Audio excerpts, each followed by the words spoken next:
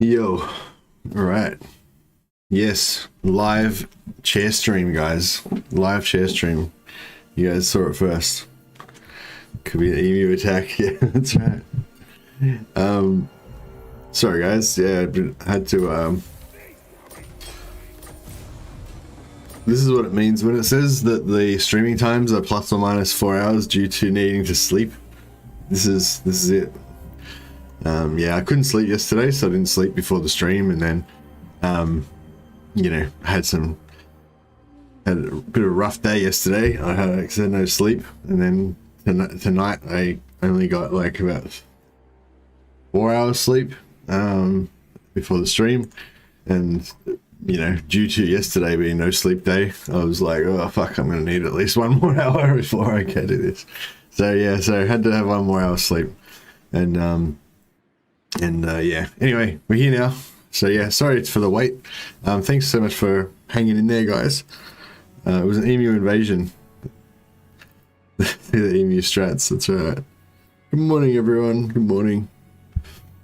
There we go. Hey Chris, hey CH, say Koiman Dushman, and Legend 1, Clip Monkey, Nicholas, welcome everyone. Alright, let's get to it. So, the Doge of Miragliano has lost Miragliano. Typical Belegar, lost his kingdom of Carrick 8 Peaks, took over Miragliano, lost Miragliano, got no kingdom again. He's gone back to Uncle Izor's house. Carrick Izor is our like foster parents where we're staying at the moment because we haven't got a near home. So back at Uncle Izor's house. Looks like we're about to lose Izor as well. Just can't hold on to a place. Can't hold on to a house. Poor old Belegar. Oh yeah, how did we go with the poll? Okay, so 53% of people think that Skarsnik is in his starting region. 20% think he's in Durthu's province. So we last episode we did the is the sound working? Can't hear anything. Yeah, last week we did the or yesterday, sorry, we did the diplomacy scouting. So basically how that works is you click on the faction that you want to scout. So we look at you know, Skarsnik, and then you mouse over the little faces on these things, and you can see here that it says Durthu's attitude towards Skarsnik is blah blah blah, partially because trespasses against Argul on -16. So that means there was 2 trespasses because each one gives you -10, but it was probably 2 turns ago because it's gone down by 4. You know, and if you look at like these guys, same thing, 2 trespasses at least 2 turns ago. If you look at Solent, 2 trespasses 1 turn ago, right? So that makes me think that Skarsnik's like here or here.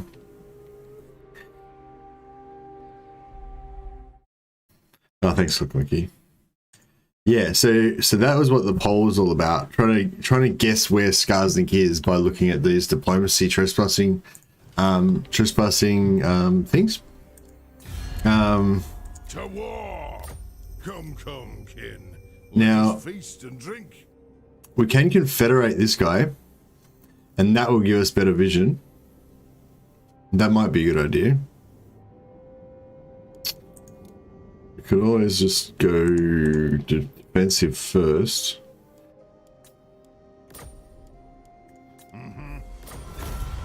That'll give us a bit more vision.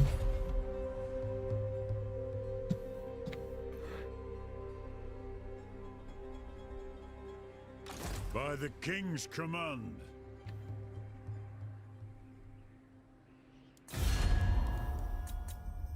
We've sent this hero up to get some diplomatic contact with a few more races, so that once we get our sea trade open again, we'll be able to trade with all these races.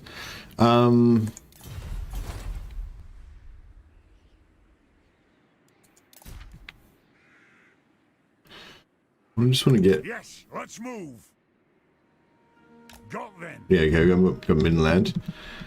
Then we need this guy to kind of head back over to Karak. No, it's Karaza Karak.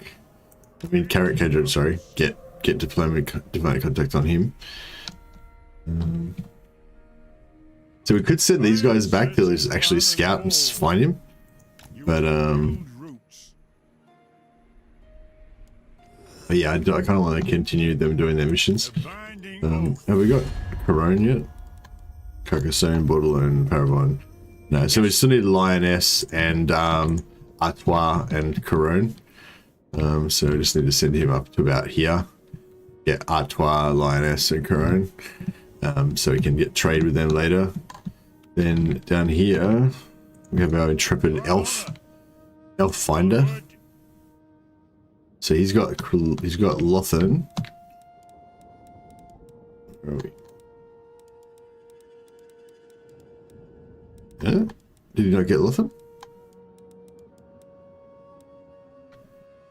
That's weird. I thought we just saw their army there. Doesn't that give us vision on Lothan? Maybe we've got to find their actual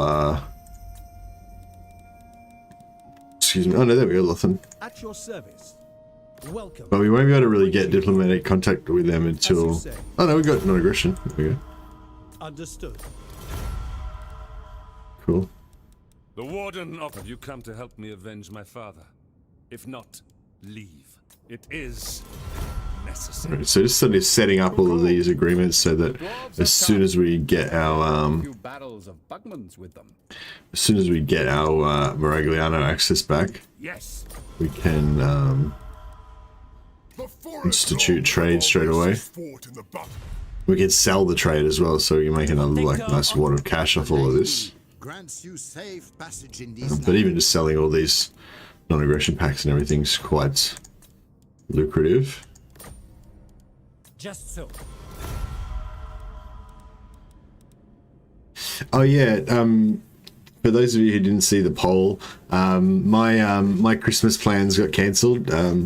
We were going to go and visit Mrs. Mercy's parents, but they're quite elderly and there's been a bit of a COVID scare, so we're not gonna. So they haven't had their boosters yet. So long story short, we're going to go and visit them on New Year's. So you know, we had set aside Christmas to hang out with them, but now basically we're just not going to have Christmas anymore. So yeah, so I'm going to do a bit of an orphans Christmas stream. So if there's anyone else out there that also has nowhere to go on Christmas, you can come and hang out with me and we can play Warhammer for Christmas. Best Christmas present ever, am I right? So yeah, so it wasn't my plan for Christmas, but are we going to 8 peaks ever in this campaign? Hey Carakelli, yeah, so with Belegar, if you want to do confederations, basically you don't want to confederate Thorgrim until after turn 30. So it's like not really like I was actually thinking about doing a Karak 8 peaks rush in this campaign, and not trying to get there as fast as possible, but sort of trying to get there as fast as is convenient, kind of thing. You probably get there by about turn 10 or 12. Fairly comfortably, and still do the 2-turn spite and still consolidate your whole. So basically my fast version of Karak 8 peaks would be turn 2 you take Karak Buftar, turn 3 you're here, turn 4 you do the Oath Gold here, then you take Karak Zarks or whatever, turn 5 or turn 6, and then you're like 7, then 8 you take, no sorry, so you don't do the Skaven Blight part, so you stop here at turn like 5 or whatever, turn 6 or whatever, take Zarxil, and then you go like blup blup blup blup blup straight over to Karak 8 peaks and take it out. So you'd get to Karak 8 peaks, take it about turn 12 or something, but the thing is that if you confederate Thorgrim before turn 30, you don't get Grombrindle. So if you want to have like your ultimate dwarf campaign, don't go over here before turn 30, right? Because if you confederate him before turn 30, no Grombrindle. You can never get Grombrindle. It doesn't exist in the game yet. It's only after turn 30 that Thorgrim will spawn Grombrindle and you'll be able to get him. The other thing about it is that if you come over here and you take Carrick 8 Peaks, then the Greenskins will go to war with you. You go to war with the Top Knots. You go to war with the fucking Bloody Hand and all this shit. Everyone will go to war with you. You'll smash everybody, and Thorgrim will be under no threat at all. And Thorgrim will be just happily expanding and getting stronger and being happy and everything. And that means that he won't really give a shit about confederating with you, right? So the best thing to do is just to not even go over there at all. Let Thorgrim just get completely fucked up by the orcs, by Snickitch, by Queek coming up from the south and everything. And then when he's just about to get destroyed, like on turn 30, you just kind of cruise over and be like, hey bro, let's confederate. Boom, done. And then you take Carrick 8 Peaks. So in my particular strategy with the Carrick 8 Peaks and Thorgrim is never go over here before turn 30. Turn 30, come over, confederate Thorgrim and take Carrick 8 Peaks at the same time, and then you start your mid game from there with Thorgrim confederated as well. So yeah, unless I change my mind for some reason, pretty much every time I do a Belegar campaign, I'll be going over here around turn 30 and doing Carrick 8 Peaks around then. I thought really hard about doing Carrick 8 Peaks rush, and I just thought, but I just don't want to rush it. Like, it's just not a good idea, you know.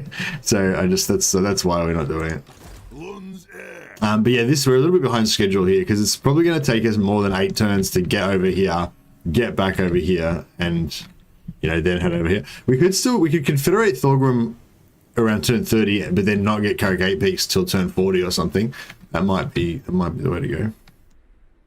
Hey, no worries, Carrickella. I don't mind waiting, but in that case, the 1-button respec mod is a must for me. Well, it's only Thorgrim that'll be like, Thorgrim will be like level 10 or whatever, but Rune will only be like level 1 or something, so that'll be fine. Yeah, but this turn you should have wiped out Sartosa and be close to Sartosa. Well, I didn't wipe out Sartosa because I had to get back up here in order to save Carrick Izor.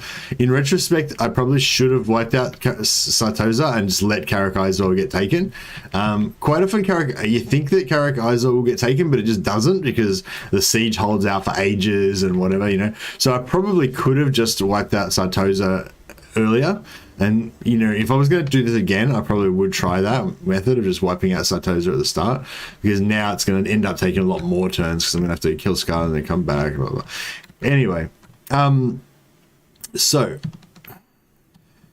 even if Skarsnik is right there and he's about to take Carrick Izor, I think it's still... My strategy with this as well is that it's probably still better just to go to Carrick Izor, kill that first and work your way back. Because otherwise you end up jumping around everywhere playing, whack-a-mole. And it's not worth it. So...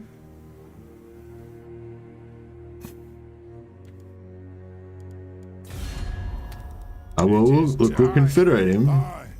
Let's hear what you have to say. We'll hear it before Oath Gold.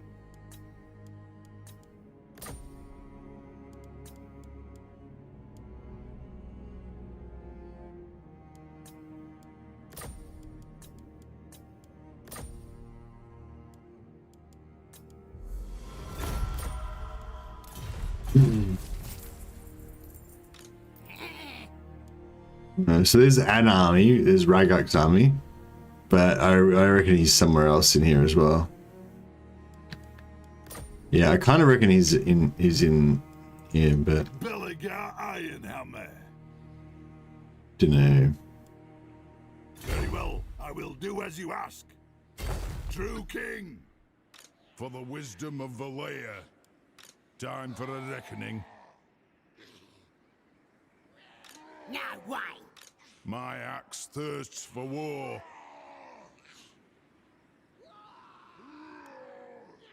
Summon me if you... He always has these stupid, melee armies. I don't know what the go is there, but he loves it. Ready. Brock Ironpick.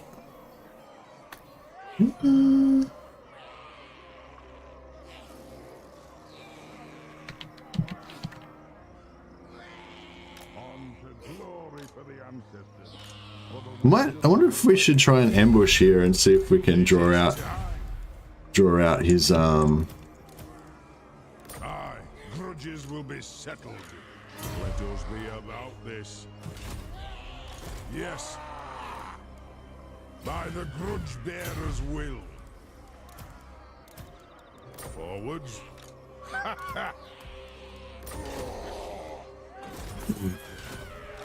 The throng is mustered.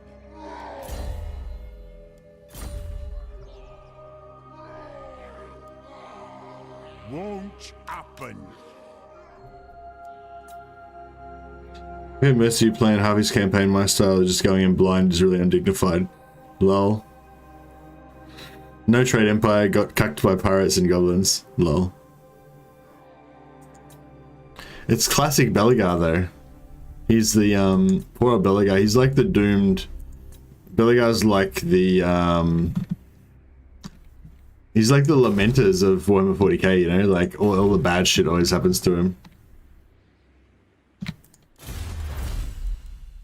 Oh yeah, what are we doing here? So we could go for Valet's protection if we want to max out our money followers. So I'm tempted to do. How long till it's to get coinstones? It's at least 7 turns to get coinstones, and we don't really need, like, we're not really ready to go all out on the growth yet anyway. But 17, 14 plus 7, 21 turns, that's probably a bit too long. Alright, we'll go for the coinstones, we'll get the growth ready, get it organized.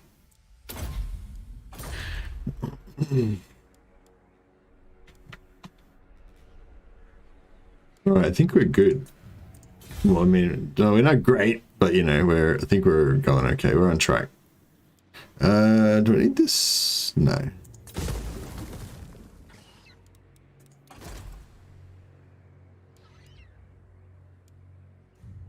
Grimnir and Grogny are good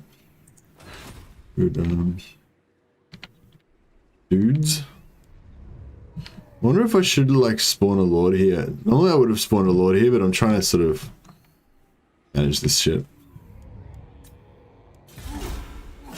See what happens. I'd really like it if we could suck this guy into moving forward.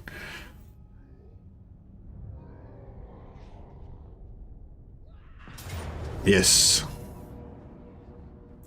Under interception. If we fight this, he's gonna get wiped out, isn't he?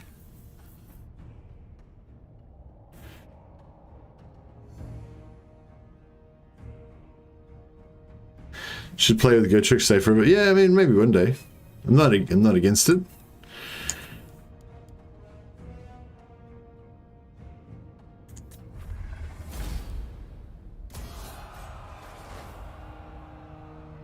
Alright, well, ambush worked out well.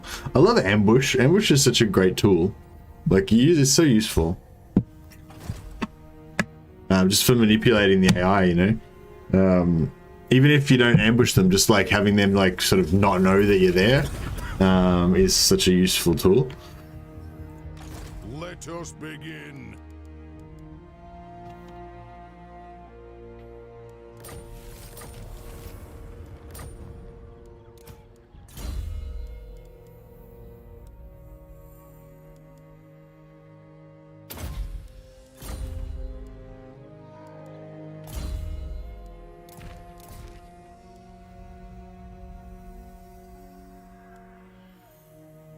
Oh, he's killed, he's pretty cool actually, isn't he? He's killed, Skarsnik before. I didn't realize he was such a cool dude. What's your orders? Let's see if we can get any more vision on over here. Yeah, so Skarsnik's over here somewhere. Maybe he's there. Is Solon at war? Who's Solon at war with? Yes. Oh no, Solon's at war with Wissenland. Wissenland's at war with Solond. Durthu. Or Beastman. I don't know, he's not. He's at war with Widgeroth.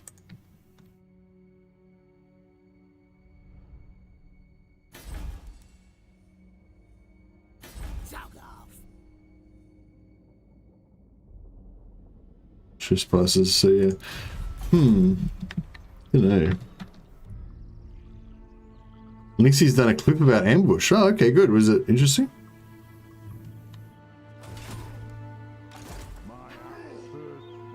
Linksey, crazy cat. He said he was having a break from YouTube. Still going strong. Right. I mean, I was gonna send this army all the way over there, but I mean, if we can get it done with Brock's army, it's a bit expensive, but yeah, if he can get it done.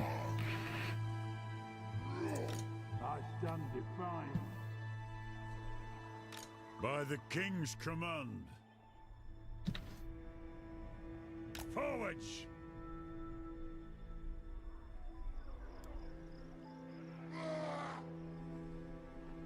See how DLA Express Intrepid Explorer is going. Moving off.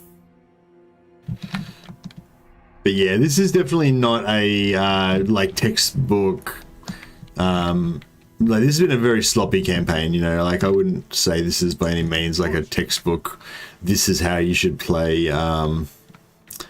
This is how you should play Belegar or anything. Because like as I said, a lot of things have gone wrong in this campaign. Is it enough? Just is Toyavres and Lothern kind of enough elves? Like I could send them on a tour and make sure we get every single elf, but I mean most of them are probably going to die anyway. We got Safri. So we got Safri, Tyrion, and you know, it's just these guys costing us 400 gold per turn. So I'm kind of thinking we're gonna get rid of him. I think we've got enough. We've got enough elves now.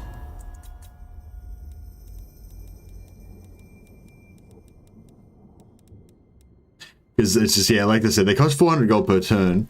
So if they're like discovering like 2 or 3 factions per turn, you know, and we're getting like 500 gold per faction or whatever, which is what we have been getting so far, then it's still kind of worth it. Even if it is costing us 400 gold per turn, we're still kind of make it on a profit, you know. But like these elves, they don't really want to give us any money. And like the other one that was in Britannia, he only discovered one. He only discovered one new race. Oh no, he got 2 new races, I guess. We should get... Well, let's see if he can pay for both of them. If he can get 800 out of this, then he's paid for both of their bills. Oh yeah, alright, well, okay, we're still good. We're still making a profit. I will.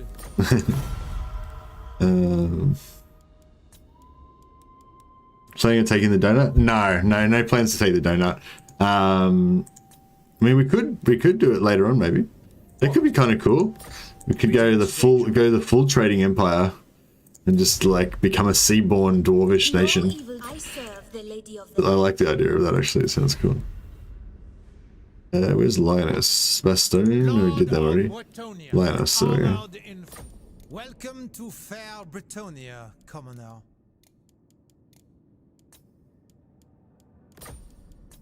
Yeah, I just want to get Corone because they're going to probably swallow up the rest of the Bretonian nations. So it's sort of no point getting trade with like everyone else except Corone and then having Corone just take over everyone, so we lose trade with everything.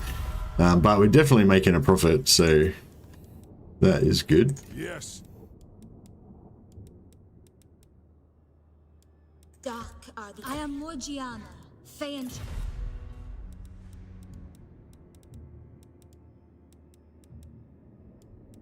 So, I am ready to parley. I'm waiting for him to say I'm ready instead of saying I'm ready to parley, and say, and one day he's just going to say I'm ready to party. I'm ready to get down. I'm ready to party. Maybe, I don't know.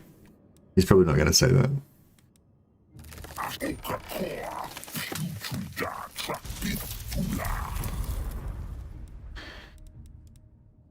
You need me? Continue our... We will agree on anything, but please do try. Yes, he likes that we've gone against Clan Spittle, and he likes that we're going against Crooked Moon as well. Unwise. But not enough to actually give an agreement to us. What a dick. All right, so yeah, this extra army is costing us like thousands of gold per turn. We're still paying double price. Well, not double. We're still paying 50% extra for all of our stuff because we haven't taken Garrick Apex yet. So we're in a bit of an untenable financial situation. This is why he's called Belegar, because he just does all these really bad financial decisions.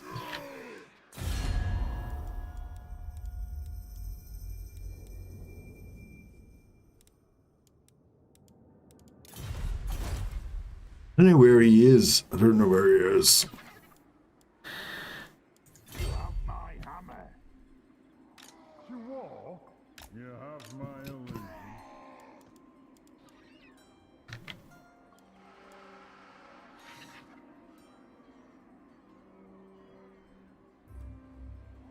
Yeah, so I don't think we can. I'm gone. I reckon his ambush is going to get foiled by this dickhead. I think that hero's too close, but I don't have enough movement to get any further. But I'm trying to ambush so that if he is here, he's going to come down and show himself, you know. Hopefully. See, we're pretty much good now. Like, it doesn't really matter what happens to any of these territories. Like, this army is pretty much indestructible right now. It's unbeatable by most stuff on the map. And it's just going to get stronger and stronger by adding more items to these heroes. Siege of Gelt's capital. Yeah, no, Gelt's not at war with Skarsnik. He's at war with Wissenberg. So that'll be Wissenberg's army sitting there. Yeah, we've kind of looked at all the diplomacy, and I'd say it looks like Skarsnik kind of blipped over here at some point, but he's not here now because we can see Arguilla. And then he kind of went back over to Nuln, and then went from Nuln into Bardorf. So I'm guessing he could actually have his army right here. He could be right there, ready to pop out. So that's why I've kind of snuck back here and gone to ambush, so that if he is here, he hopefully won't know my army's there, and he'll either... If he comes towards Festus, like, that would be awesome. Like, if he comes up here, that would be ideal. But if he goes for Karakaiser and shows himself, that's fine too. But yeah, if we can get this army over here and wipe this out, then he starts taking attrition, because he's only got one territory right now. So that's, you know, that's why I always, like, even if he's got like 3 armies roaming around, I have no fucking idea where he is. I usually always just ignore everything, just beeline straight for Karak Asgore, take that out, and then go and hunt him down, because then he's taking attrition, he's on borrowed time, you know, and it's all good. Could he be wounded and that be his own lot? Yeah, I mean, he could be. That's actually a good point. I just assumed. Could be 108. Nah, I think he'd be lower than that if that was his only lord. I'd say he's probably got like one other army around somewhere.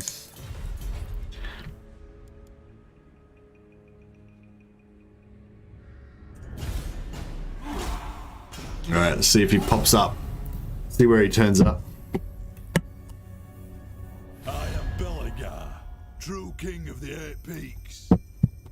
Fuck. Oh, this coffee's hot. No military alliance. No alliance for you. Oh, he didn't show himself. Not yet, anyway.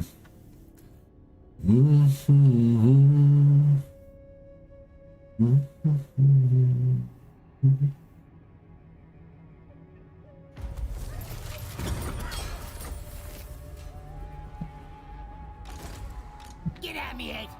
For the wisdom of Valea.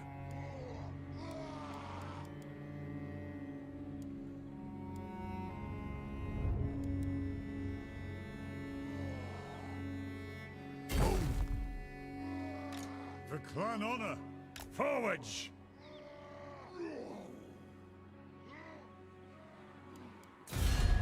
Anad, dowie from another hold arrive.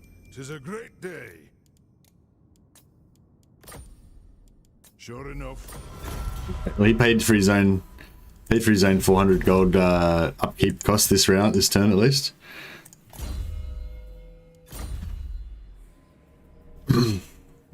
I answer to clan and hold. Up, that is agreement. Yeah, we can. This is our last turn. We can afford. To battle? We can't afford him anymore. By my hammer, it will be done. I'm going. Since we don't know where the fuck Skarsnik is, we may as well rescue Karakaiser, I guess. Hopefully it sits there for at least one more turn.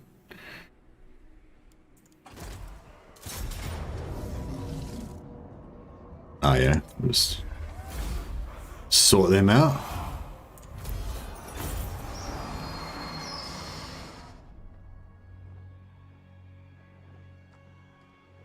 That gives us a little bit extra income because we're not under siege and stuff. Yes.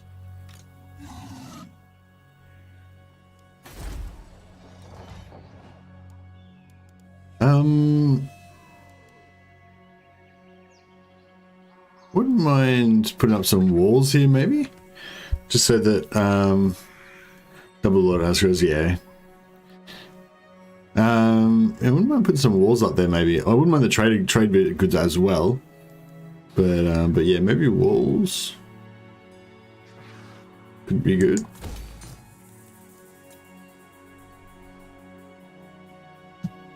I'm not going to invest in Carrick Bufftar until it's time to come back and smash Sartosa, which is not too far away.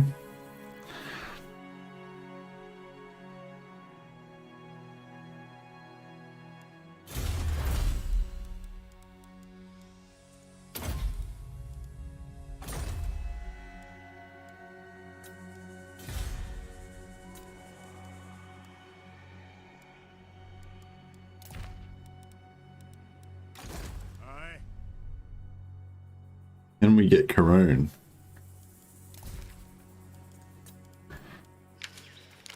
Using guild routes. Yes, sir. We got Corone and Artois. So we're done on trade here. I mean, we could go up and try and trade with Rakarth and whatever else, but yeah, screw that. Right, so we'll get rid of this guy. Save another 400 gold.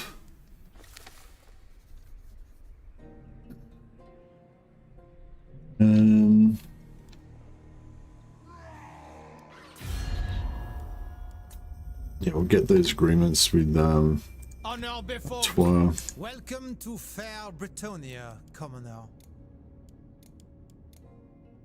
And yeah, the quicker you get these agreements going, you know, then after you've done this, after you've done these agreements, then, you know, every, what, 7-10 turns or however long it is that it resets, you can just go back and ask them for another 500 gold or whatever.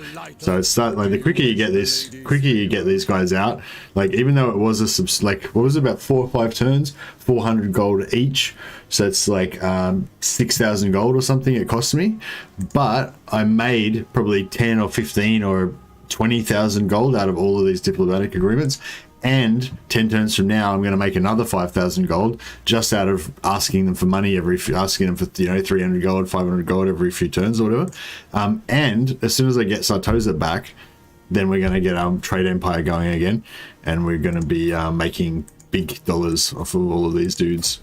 Well, you know, not that big, you know, we'll be making a few thousand a turn off them all, which will be a nice little bonus to our kitty. But you see all these, some of these agreements, you get ridiculous amounts from them. Like, what the fuck are they giving us to like 2,400 gold just to like have an aggression back? But you know, why not? I might look a gift horse in the mouth.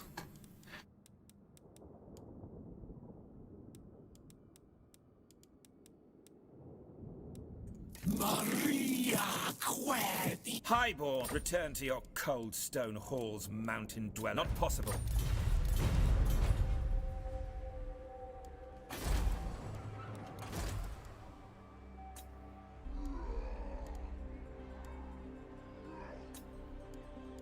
It is time.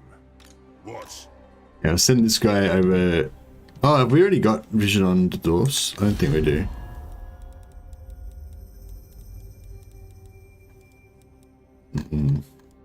Maybe it's a bit early. Yeah, we want to wait. We kind of want to wait another 3 turns before we get vision on them. So we'll just leave him there for now. He's got a good trait anyway, so. By the king's command.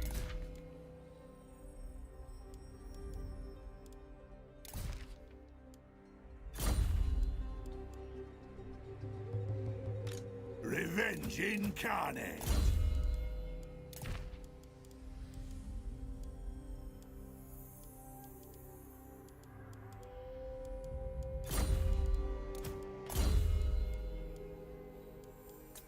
We're just making sure we got students on everybody.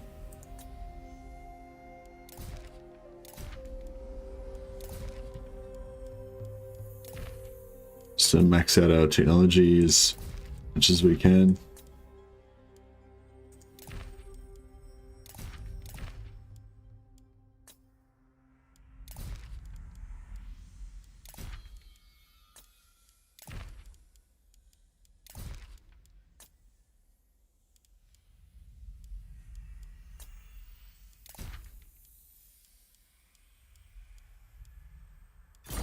Cool. Okay. All coming together. Not sure if I should build walls here or not, but yeah, well, it's done now. We're building walls in now.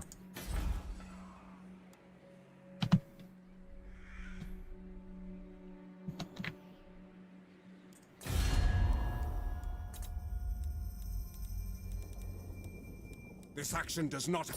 Welcome, oldest friends of the Empire.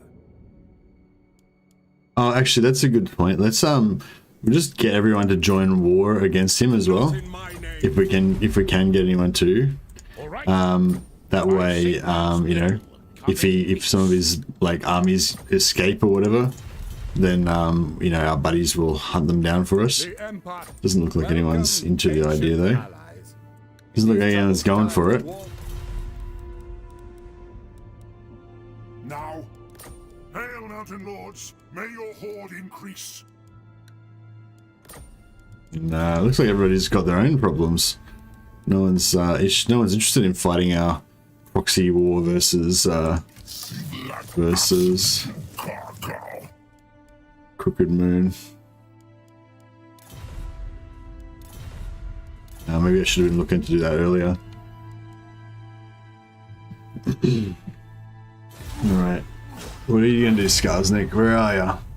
I hope he doesn't gank this other army over here and then I have to trek all the way back over there again. That's definitely a possibility. Oh!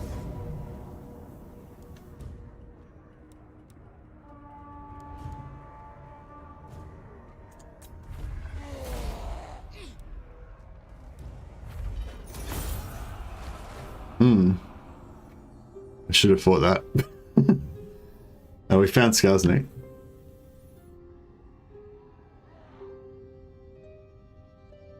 I stand strong behind the shield of defiance.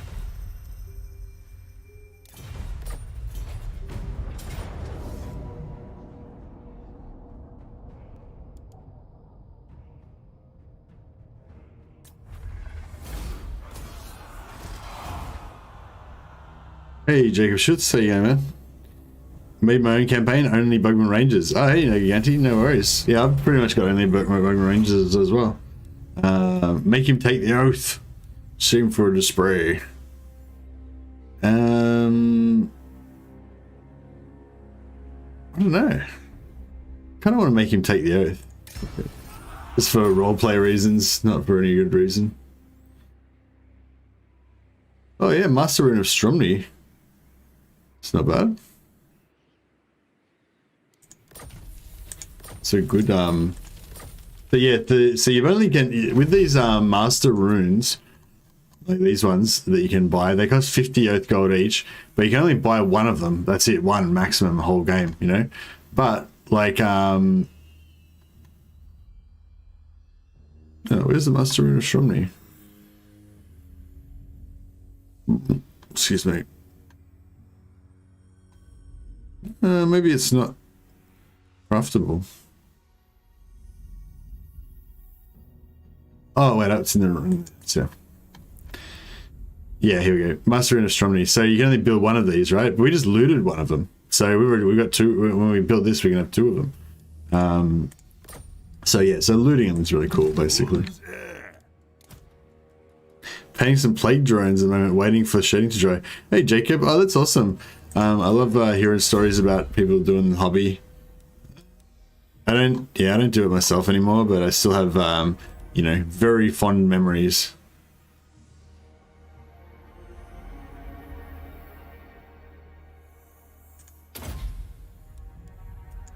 Yeah, I kind of live vicariously through other people. Like I always watch on Twitter for people like posting up pictures of their miniatures that they're working on, and I always like share that. Like I always check them out and like share them and stuff.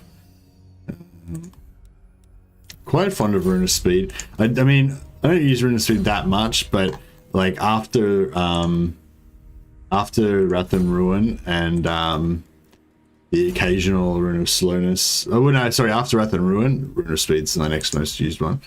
But I mainly just use Wrath and Ruin most of the time.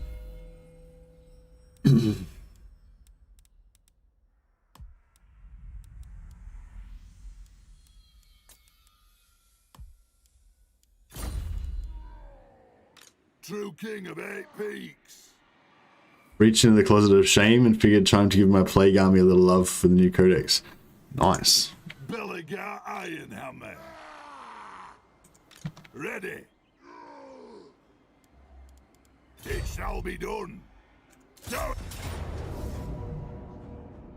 wonder what Auto Resolve says. Yeah, Auto Resolve says decisive. But let's see if we can do even better than decisive. Chaos Dwarves are getting a new codex, so I'm 1000% expecting them to total Warhammer 3. Yeah, I was already 100% expecting him in Warhammer 3, but it's nice to have it sort of like confirmed by the Games Workshop codexes. Excuse me.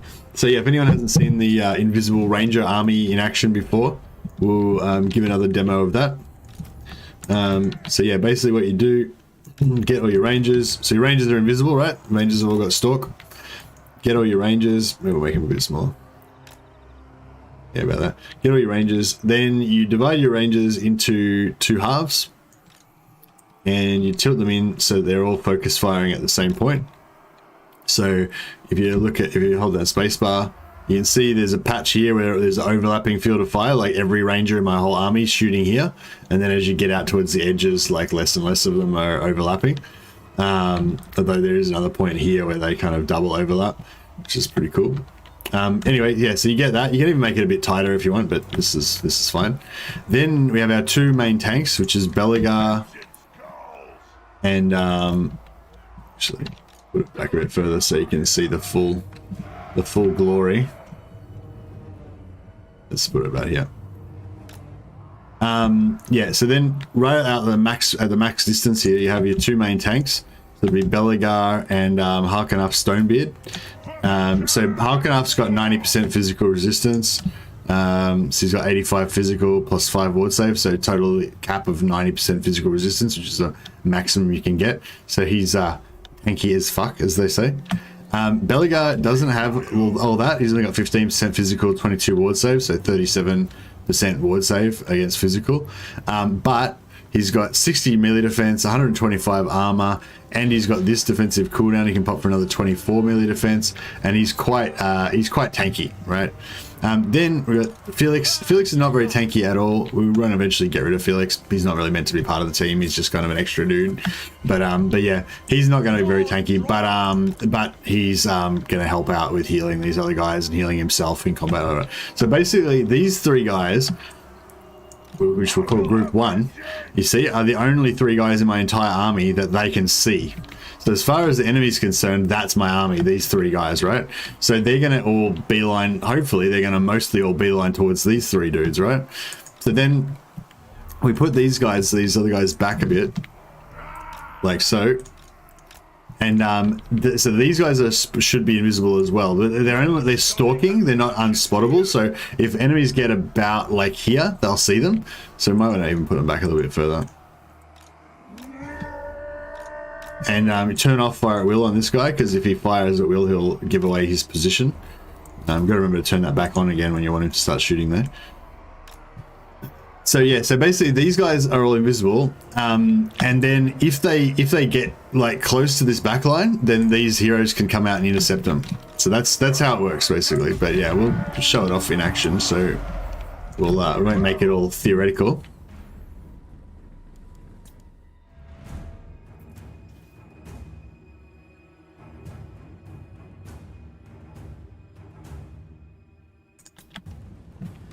Ready to fight. I suppose.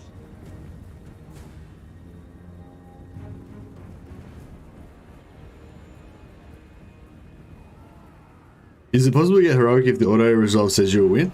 I mean, the auto resolve tells you if you're going to get a heroic victory, doesn't it? On my way. I think there is possibly some like variety there where it'll like tell you that you're going to get a clear victory and then you get decisive and it doesn't, you know, it's a bit inaccurate or whatever. I think that does happen sometimes, but Advance! This instant! shit shut up a little bit. With haste! Going now! God! Without delay! Quick march! Zulrika! To battle! Yes, yes! Mine host. All right. Cashew! All the way. Oh, that Black Orc is a problem. Okay, so this is it. This is all. It's all happening now. The only problem is these guys are coming around this left side too much. So we'll come over here. Now, so they haven't found us. If we keep this guy. Oh no, so this guy's actually made himself visible accidentally. Got too close. And this guy is also made himself visible for too close. So we'll bring them out a little bit. Make sure they intercept.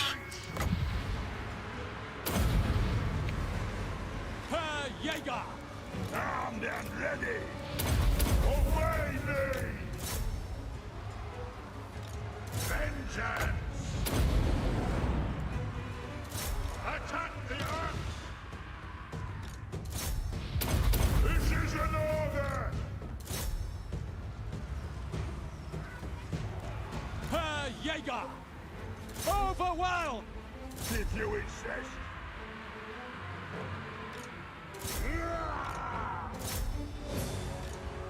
Attack! We stay put! We are relentless! Descendant of Lord! Vengeance away!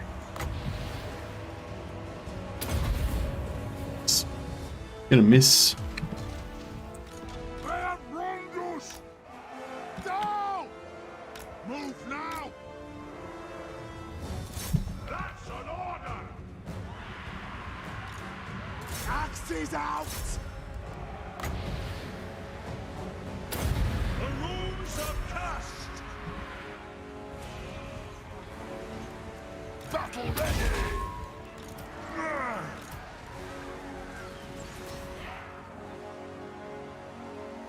Kill Earths!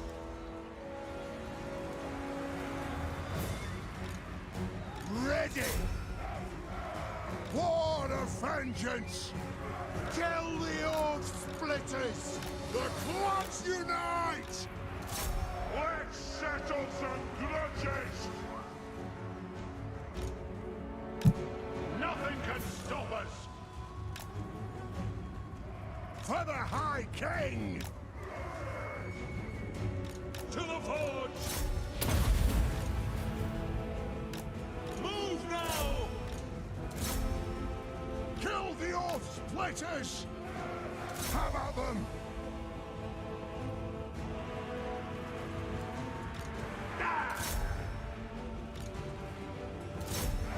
True king of air beats! Understood! Go. Vengeance! Runesmith! For the Kara's Anchor!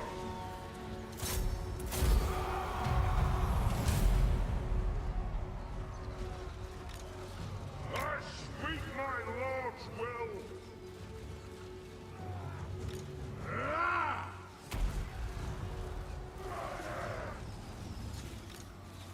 Going quickly! Sigma.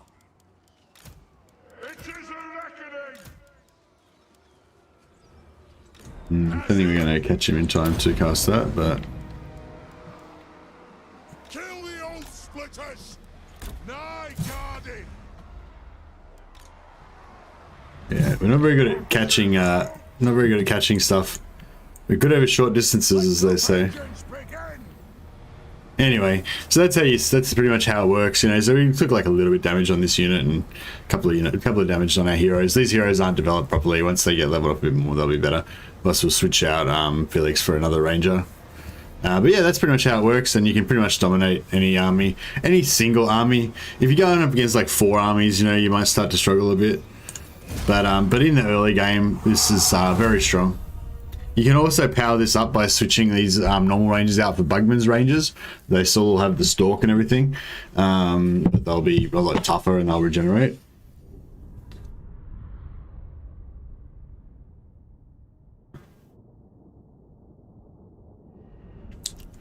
I like getting this army playing as Thorax, so I can put the extra Thane in Belegar's army. Yeah, that's cool. Hey man, hey Lexi, how you going? Why do you think CA nerfed dwarfs but before Warhammer 3 release? Rune magic now weaker, range also nerfed. Rune magic weaker? Which patch is that? And what was the changes? I didn't know about it, sorry. Onwards. What have you what have you noticed with the rune magic being weaker? I thought the rune magic only just got introduced in the last patch. What was the last patch? True king of AEST. So the dwarf, wasn't the last patch the one where they brought in the rune magic? Yeah, I thought wasn't it the Hearthstone update, the last one where they actually brought in Ironbrow? Yeah, that was the Hearthstone update. That was the one where they made the rune magic. Lord of the Angrund. I thought rune magic is like much stronger now. How With your head. yeah, rune magic is stronger now, I'd say, because they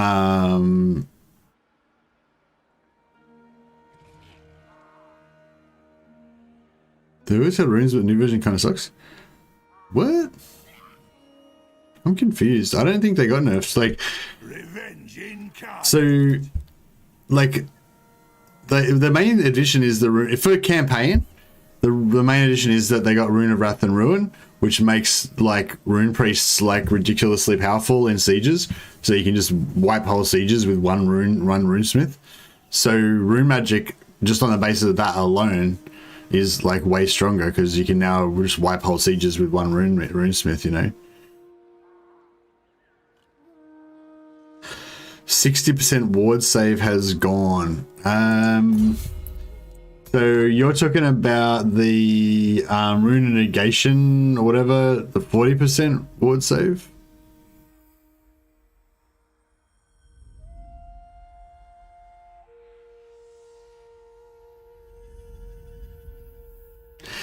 Okay. Well, okay, so basically I don't think they got nerfed. I think they got buffed, but I mean, I don't know. Maybe I don't know what I'm talking about. I mean, certain things got nerfed, like the Thane Doom stack, where, you know, you used to be able to stack rune priests and have like massive ward save like all the time and stuff like that. Yeah, obviously that got nerfed. Certain things got, like certain cheeses got nerfed, but like I said, they've brought in the Wrath and Ruin, so now you can just fuck up whole sieges with the Wrath and Ruin. So I feel like that was kind of an overall buff, but I don't know. But anyway, I think the reason they did it was to try to make the dwarfs more fun. Like, that's pretty much why they do everything. To increase player engagement, you know, to make it more fun.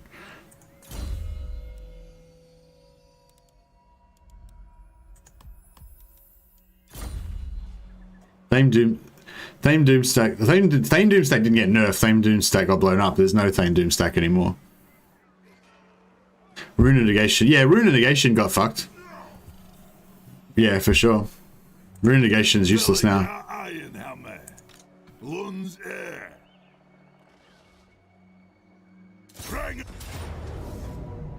But if you're saying, like, why did Rune negation get nerfed to shithouse, that's a completely different question to saying, why did the dwarfs get nerfed, you know? I don't think the dwarfs got nerfed. I think the dwarfs got buffed. In terms of the fun of their campaign's heaps more engaging and exciting now, I think. Damage rune is good, but not worth nerfing the others.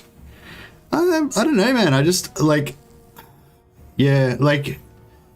If you're talking about multiplayer, I really can't comment because I don't play enough multiplayer to know how it works, you know. But in campaign, it's not really about the power level of the factions, you know what I mean? It's about the fun level of the factions, and you need to have you want to have a certain amount of power to be fun. But I think that like after a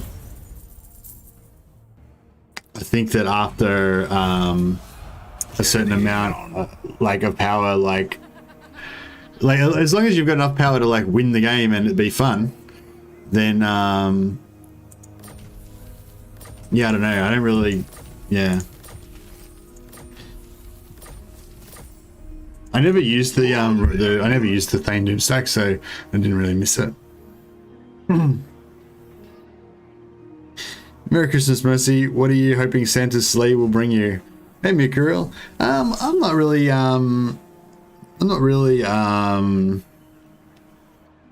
really good conversation topic though, Alexi. That's a really good topic, you know, like when you ask a question and then other people are like, oh, I think this, so wait a second, I think that, you know, then that's, you know, that's a good topic, you know. Whereas if you ask a question, everyone's like, yeah, the answer's this, everyone knows that, you know, then that's a shit topic. So good question. I'm not sure if I'm qualified to answer that one, but I'm liking all this discussion about the topic.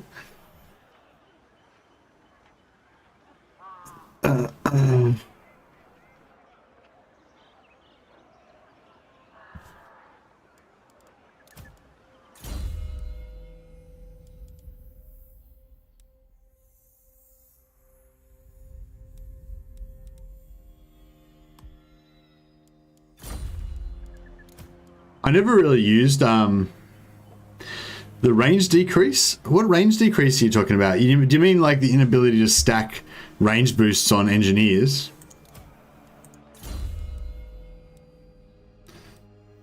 Like they haven't decreased the range on anything as far as I know.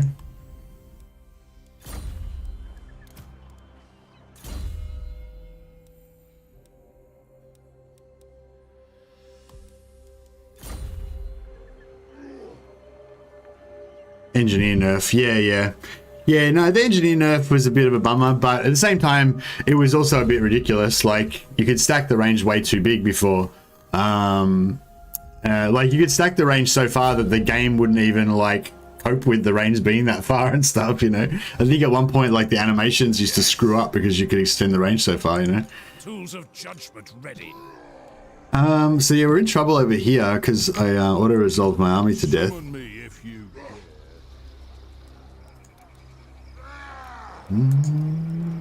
Oh, maybe we can solve it with there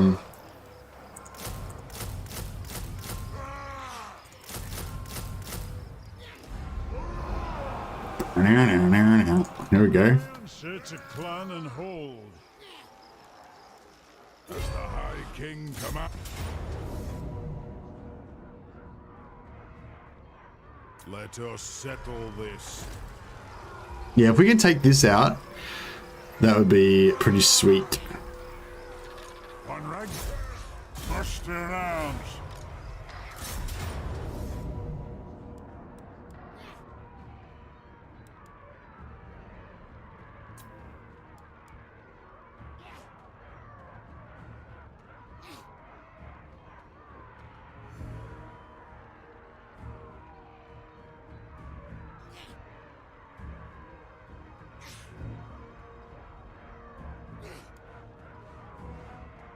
Do we do it better in auto resolve or? I don't know.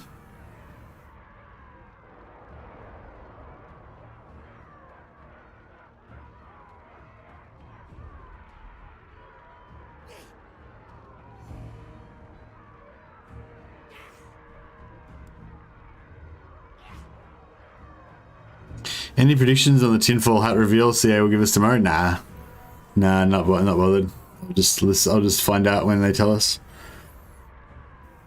Unless you've got some more information, Mangaran, if you know any other like tips or hints or anything, I'd be interested to hear them. But nah, I'm not really gonna speculate on stuff. Hey Mercurial, what am I hoping Santa's sleigh will bring me? Well, I've got a Warhammer novel that I'm getting from my wife. We're not really big on presents in my family. We're more just big on the getting together, having a meal and stuff like that. It's like Christmas is obvious. I was actually talking to somebody about this the other day, and I was saying how, like, a friend of mine from work, she like, Christmas is really like a big deal to her. Like, she just emotionally, like, the idea of Christmas makes her feel really happy, and she gets really excited about it and stuff. And I was just saying how I just don't at all, like, just don't really give a shit about Christmas. It doesn't have any real effect on me, and I figured out the reason for it is because our family is very small. It's just basically our immediate family. It was always just like my mum and dad and my sister, just like the four of us, basically. Like, Christmas dinner generally would just be the four of us, so to me, Christmas is just like family dinner.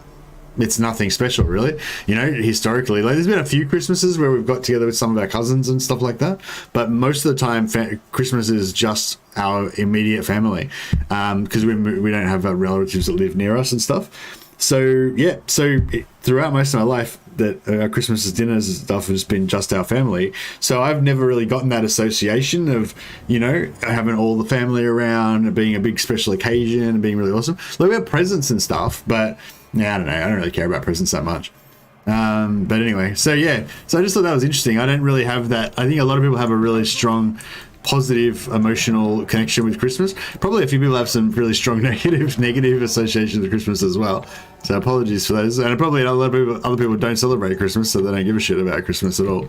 But yeah, I just thought that was interesting. Like, I never really realized before, like, why I don't care about Christmas. And yeah, I just figured it out. It's because our family never really got together for Christmas. It was never really that special of an occasion. But yeah. But yeah, for this Christmas, we were supposed to go and visit our my parents-in-law, but that got cancelled. So we're so no Christmas now. Christmas is cancelled. So I'm hanging out with you guys for Christmas, or if any of you guys are also Christmas orphans and don't have anywhere to go for Christmas, we can hang out here and have an orphans Christmas. So I guess my hope for Christmas is that you guys come and hang out with me. Well, not the ones that have family Christmases to go to. Then I don't want you to, like, not go to your family Christmas. Well wishes to you. I hope you have a lovely Christmas. But you other, like, losers like me that don't have any Christmas to go to, we can hang out together and it'll be fine. So that's what I want for Christmas. I want everyone to be happy. Where are you from, Messi? I'm from Melbourne in Australia. Well, actually, originally I'm from New South Wales in Australia, but I moved to Melbourne.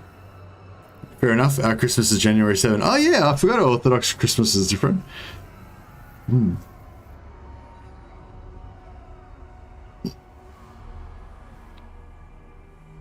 Yeah, it's a really interesting question, Alexi. Like my honest answer is I like the rune system now way better than I did before. Partially, but only partially because of the rune magic. Mainly because of the itemization of the rune items. But the rune magic, I kind of like it better as well. But actually, no, now that you mention it, I don't know if I like it that much better. It's like about the same, I guess. But the other thing that we didn't really talk about is the campaign building changes. So they made it so that some of the tier 4 units are now tier 3. And that made them a lot more accessible. And they made it so that, like, oh yeah, that's basically just that. And I feel like that made dwarves a lot more enjoyable as well. Like putting like Iron Drakes on tier 3 now, I think, and stuff like that. Like, I feel like the dwarf campaign is just overall just heaps better and more fun now than it was before. Like, without going into details about the specific, like, this thing made it better, this thing made it worse, just overall, I think that patch was a huge success and it made the dwarves like heaps better. Like, yeah, I'm actually surprised that a couple of you are like, oh, dwarves were amazing before and now they suck or whatever. Like, I'm the opposite. Like, I could never like really. Like, every time I played a dwarf campaign, it always felt like it was kind of unsatisfying. I never really got into them.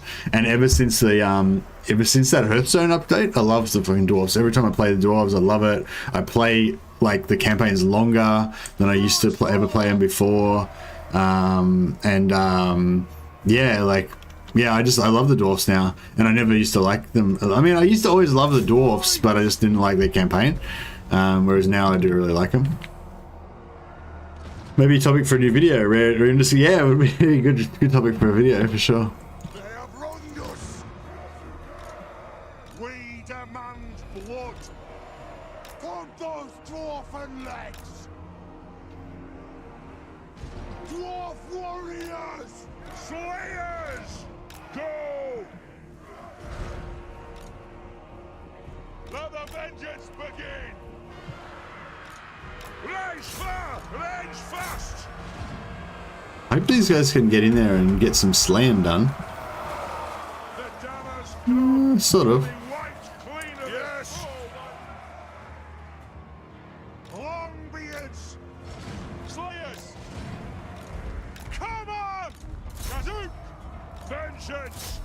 Vengeance! Nothing can stop us! It is an order! Let the vengeance begin! Grudge thrower! Longbeards! Slayers! Warriors! Anu! Yes! Move now! Grudge thrower! Kazook! Attack! Plow through!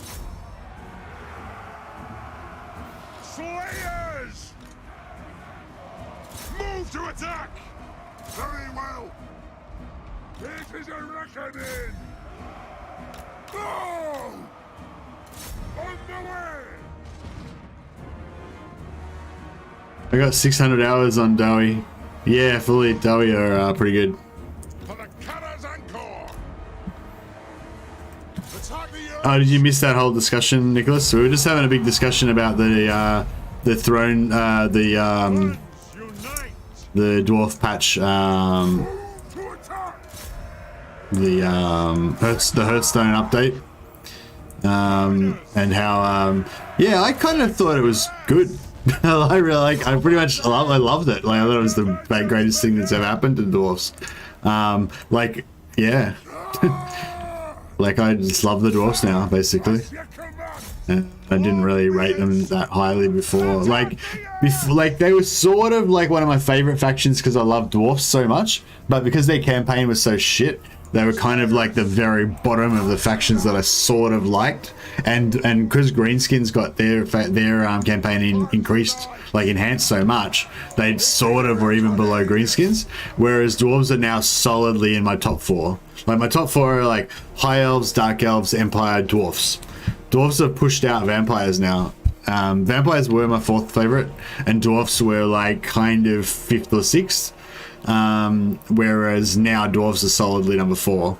Vampires solid number 5, and then after that it's kind of like a bit iffy.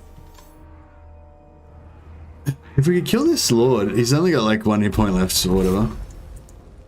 185, yeah, no, I probably ain't gonna get him. That's alright.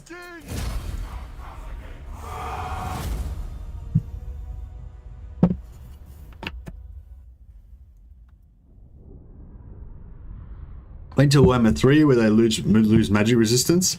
Yeah, they lose magic resistance. But I think we're going to see a lot more ward save in Warhammer 3 as well. I think, yeah, it's just like they sort of overcomplicated things in Warhammer 2. Like, so they had ward save, physical resistance, and magical resistance. Like, magical resistance isn't really a thing in Warhammer. Like, there's just like armor, and then there's ward save. You know, so they've already kind of complicated things by splitting armor into armor and physical resistance, but physical resistance kind of represents toughness, you could say, as well in Warhammer Tabletop, you know. So it's sort of like armor is armor, sort of, and toughness plus toughness and armor are kind of represented by physical resistance, you know. And then magical resistance isn't really a thing in Warhammer. There's no such thing as magical resistance in Warhammer Tabletop. there's ward save, which makes you immune to magical attacks and physical attacks kind of thing, but there's no like magic resistance, you know? So it's sort of like in line with how it's supposed to be. Like they've just kind of they've made it more simple again, I feel like, and I feel like it's a better, like I feel like it's better, or maybe I don't know if it's better, but I'm just used to it. I'm used to that concept or that way of thinking about it from one tabletop. So it seems right to me. We might have to take attrition. Yeah. Shoulder axes, lads. We move. Time for a reckoning. Bring! My axe thirsts for war. Summon me if you dare, for the wisdom of Valea.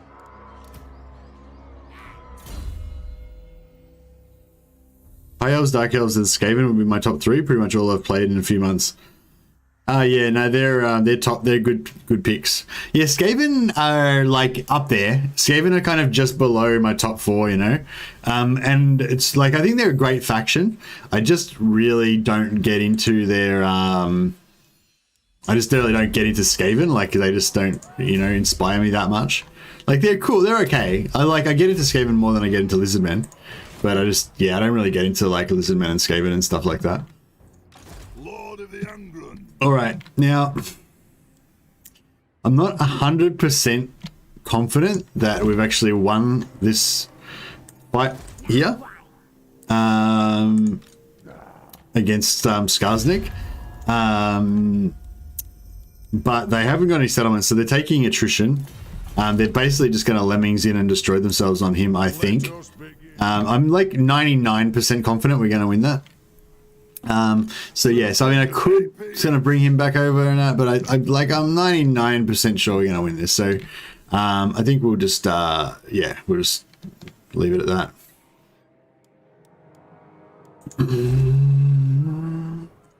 Grudge bearer. Setting forth.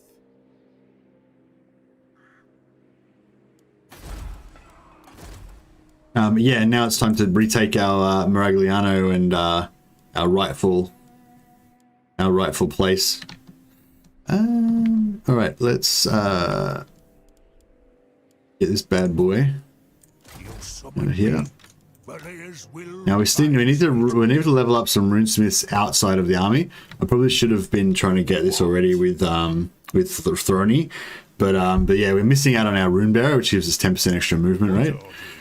So we need to get that sort of like ASAP. Forwards. This guy's job is to discover Karak. Oh shit, man! I was sort of waiting because they had this. So if I moved over here, like, you know, probably one more turn, I would have discovered them, and then we would have taken a -40 because we've still got the -40 from diplomatic here. So we basically want to, ideally, we want to meet Karak like in one turn after this goes, or like as soon as that's gone, we want to instantly meet them. You know, but yeah, this is fine. So turn 30 is the earliest we want to confederate them. So 26, 27, 28, 29, 30. Yeah, so just about right. We've got a couple of turns to start getting the relationship up. We need to get some money as well. So the sooner we can get rid of this army, the better.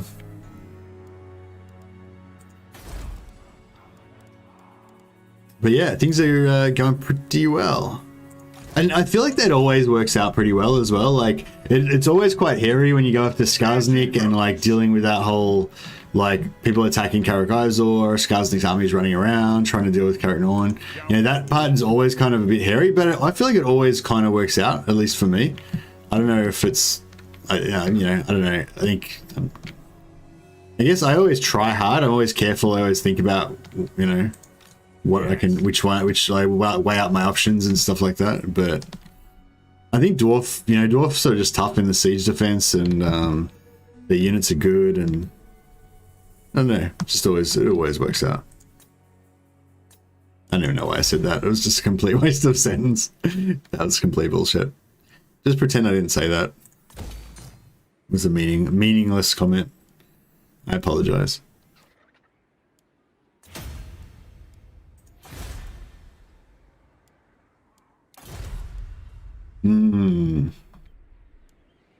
Bit low on the old fundage.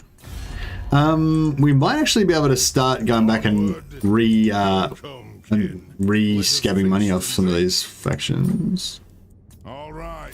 Yeah, nice. Because these are the guys that we made friends with like on turn 1, you know. So we probably could have asked them for money again earlier, actually. No. Empire's blessings. Yes? You have a proposal? We are willing to hear it. No. No! Of course. I have to yell. They're like, no, no. And make your offer. Not likely. On it. The Honor before. The lady grants you safe passage in these lands. 1 Empire, 2 Dwarf, 3 High Elves, 4 Greenskin. Please don't exile me from chat. No, that's a pretty good list. So, like, see, I wouldn't hate you for that. It's just like, Empire is probably my number 3.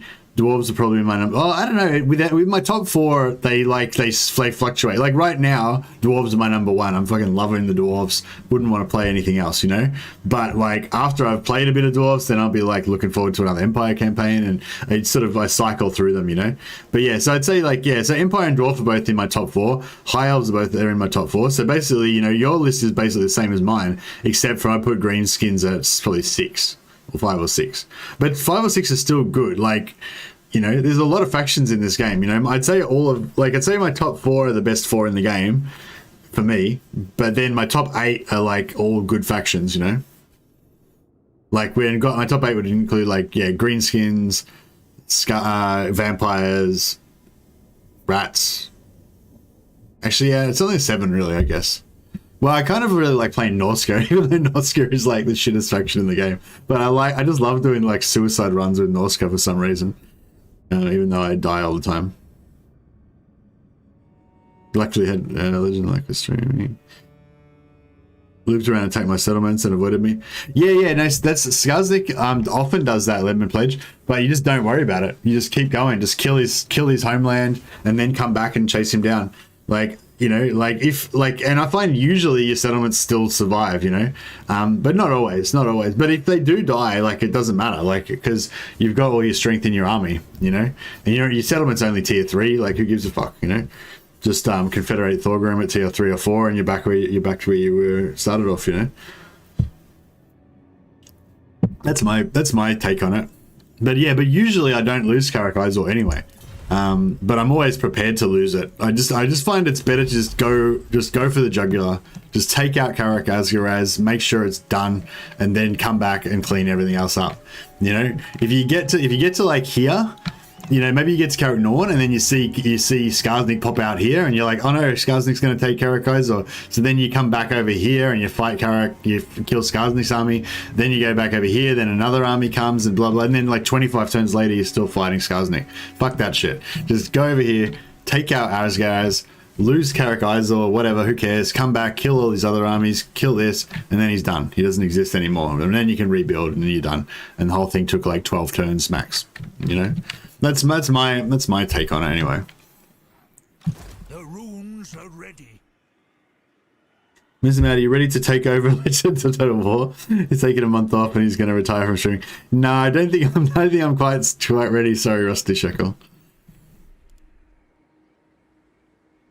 Maybe learn on this. 1 Skaven, 2 Wood Elves, 3 High Elves, 4 Beastmen. Fuck yeah, you're on your own, Lemon Pledge. You're out there. You're talking crazy talk. Nah. Yeah, I mean, Legend would probably nearly agree with you, except for I don't think he likes Wood Elves much. 5 Dwarves, yeah, Dwarves. But I mean, they're kind of in my top. Wood Elves are a good faction, but I don't know, I just get bored. I just find they just don't hold my interest for some reason. Like, whenever I start a campaign, I just lose interest. I think I'm going to try and do a Christmas stream of Durthu. But I figure it's only like 1 stream or 2 streams. I'll probably do Christmas Eve and Christmas of Durthu. But yeah, I think they hold my attention for like 1 or 2 streams, but then I feel like I always lose interest after a while, you know? So I don't know, we'll see how we go. All right, now these guys should suicide attack onto me, so we should be good. You get our first Iron Warden's tank kit now, finally, which is good. Yeah. Oh no, What happened to our pottery? The fucker. Oh, because these, right, okay. Have the tree elves started making pottery yet? Yes. Wait up. We've got pottery. What? Did I read that wrong? What it's tanked. Pottery. Like what we're getting pottery from the fucking tree elves. No, we aren't. Okay, that's weird. I thought thanks Liz. In no particular order, Dark Elves, Wood Elves, Empire, Bretonnia, Nagarath.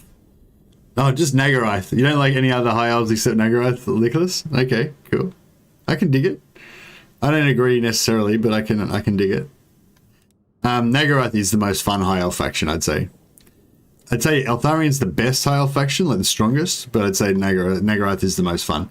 Especially right out of the box. Like if you just want to if you're like, oh, what could I play today? I want to have some fun. Then Alithanar, you know, you just start playing and straight away it's really fun. Whereas I feel like Eltharian's campaign starts a little bit slower, but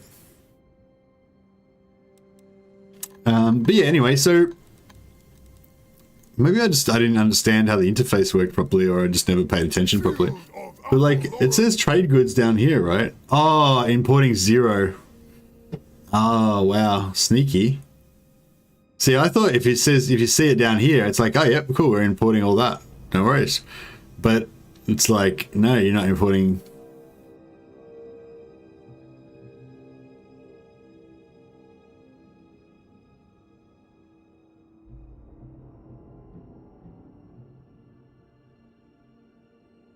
So they're exporting furs, 12.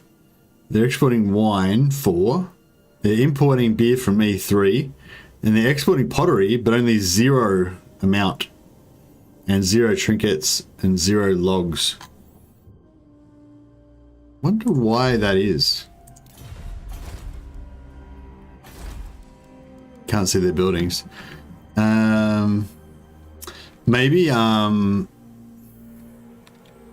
yeah, it might be like that their building's damaged or something like that. Hey, Liz. Border Prince Airport. Yeah, I know. I got trade cut off with them though. Anyway, it doesn't matter. We'll just wait a couple of turns. We'll get it back. Arcane winds under control.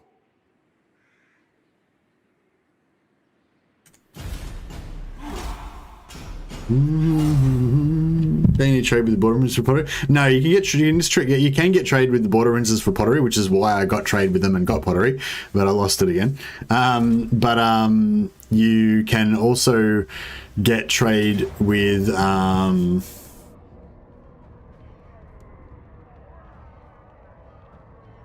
can also get trade with the wood elves to get it.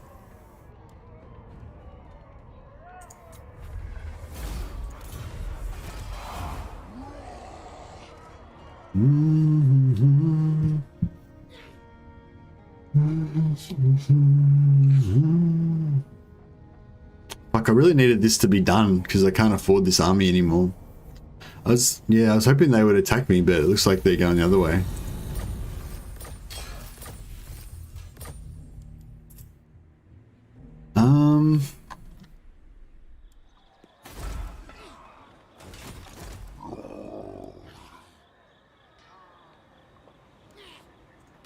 My axe thirsts for war. My axe thirsts for war. I think this siege would be able to handle him. So what I might do... Wait, what's our garrison here look like? Caracas.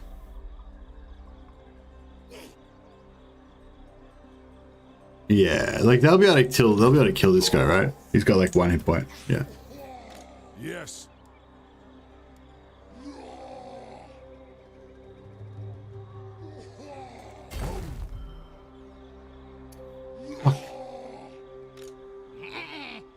Yeah, I can't kill this fucker. We might have to take attrition.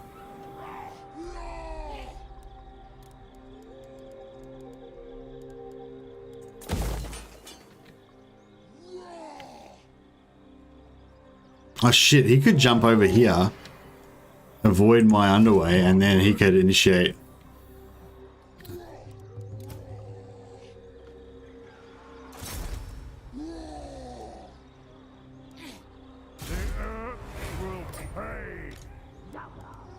It didn't do much damage to him.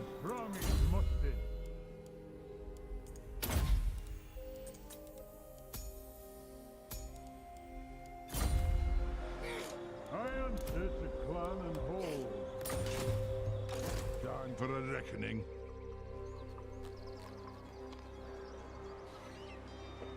By the king's command.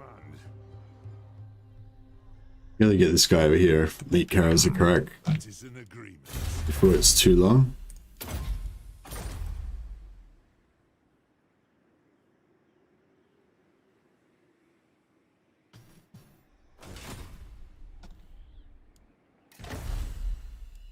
No, still don't have it. No, it's weird. Normally you can get it from them. They have like it's like their fur type building. It just builds like a little bit of, it gives you like 2 pottery, 2 whatever. You know, they've got like 1 trade thing that gives you like 2 of each or something, like a really small amount. But yeah.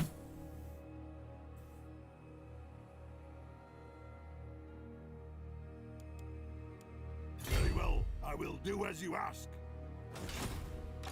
Yes. I'm moving.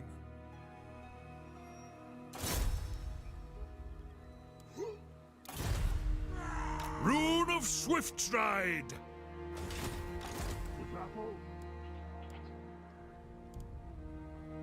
Mouthful of urchin. Iron hammer. Do it. On to March on down here. vengeance. Moving out. I don't know if I should fucking... For the wisdom of Valea. Ready.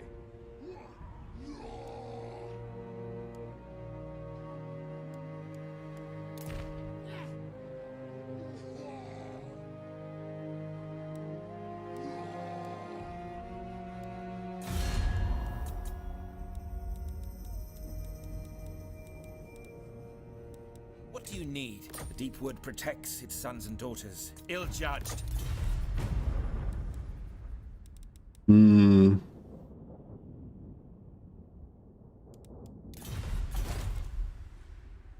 Summon me if you dare.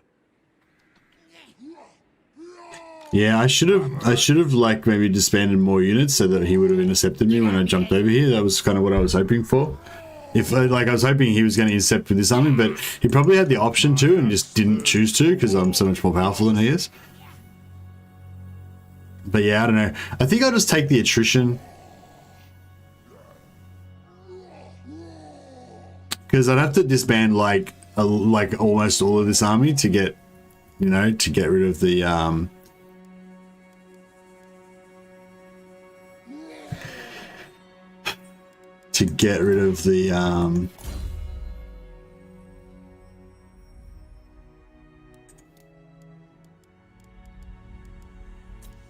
Gotrek Gurnishan.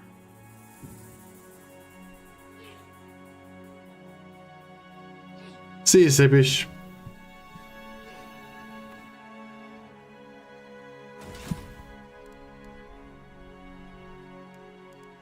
Yeah, I think I'll just take the attrition. It's okay. We can deal with it for 1 turn. We might get another layer. Yeah, I just don't want to have to deal with this guy anymore, so I really want to get him done. I might just try again to get everyone to go to war with him. I mean, they should be more interested in going to war with him now because he's so weak, right? Nah, it's weird. I would think, you would have thought that since he's like about to die, they'd be like, sweet, we'll go to war with him, whatever. Who calls? So, approach us, friend, and make your offer. I'm just trying to get a bit of insurance so that if I manage to screw this up somehow and he gets away, then, you know, he'll have another enemy in the area that can maybe sort him out for me. All right. but Welcome, no one ancient seems like in these troubled times. super keen. We aren't really friends with anybody. That's probably the problem. Greetings from Sigmar. Not in my name. Close, but no cigar.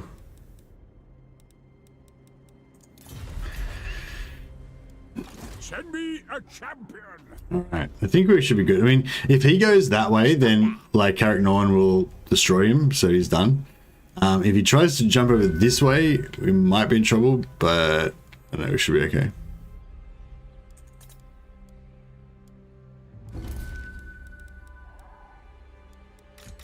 What? Onward.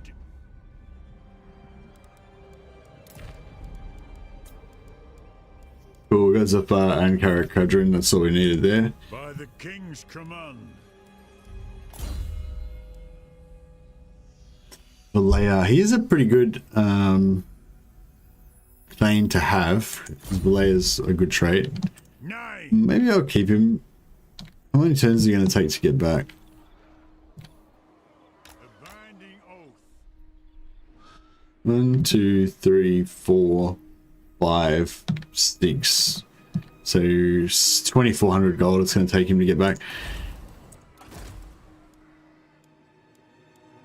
We've got a Grimnir like here ready to go.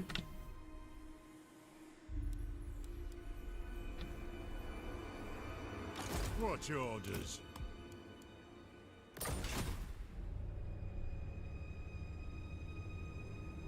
Could have kept him for one more turn because we're not going to have to pay our bills this time anyway. Alright, let's see if I wonder if Aranessa's Assault Spite's going to attack or she's going to run. Interesting to see.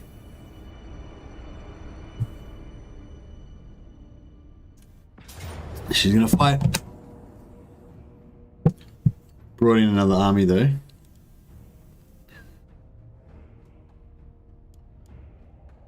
We can just auto this.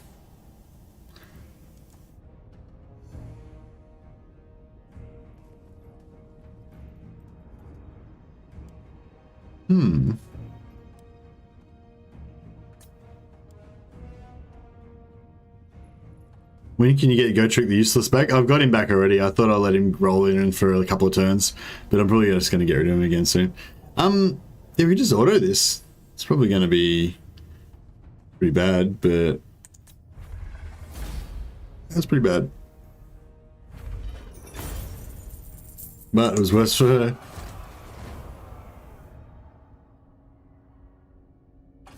Oh no! I just realized we don't have a replenishment. So Belegar's army is going to be like.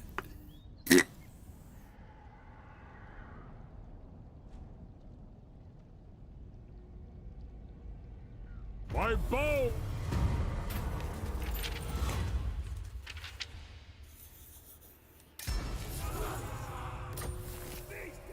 The Belegar's army got smashed and we just took attrition as well. So that was pretty rough. This may cause an unworthy death. Accepted. I ain't doing that. Gotrek Gurnison. Oak Slayer.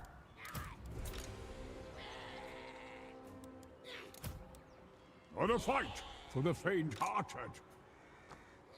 Gotrek Gurnison.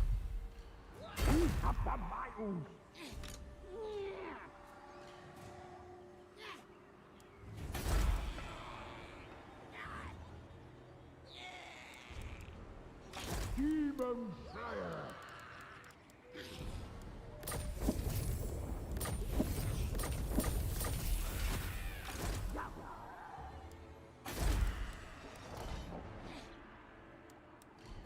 My bow.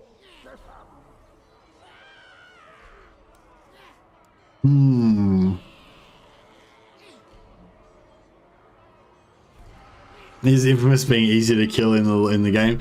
Well, I don't know. In multiplayer, he's all right. Oh, armor gained. Very nice. Yeah, this army's killing me. It's just absolutely breaking my balls. Check him out. He's just in camp stance, just loving life. Doesn't care.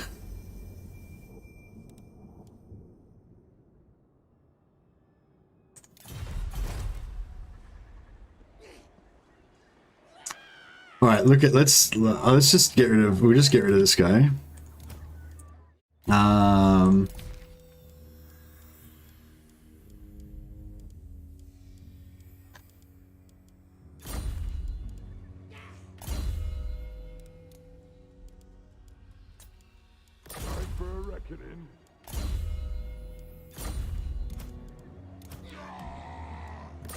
So yeah, so if he goes for Carrick-Norn, we've got a huge garrison, no problem, we'll wipe him out. If he goes back here, I think it's going to take him at least 2 turns, so we can hopefully recruit a Lord and maybe start and recruit like 3 miners, and then hopefully the 3 miners, like somebody like 6 miners, a Lord and 2 warriors, and hopefully that'll be enough to take all this out.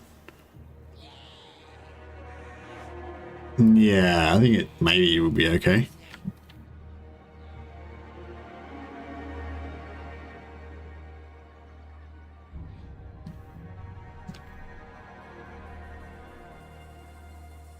True king of 8 peaks.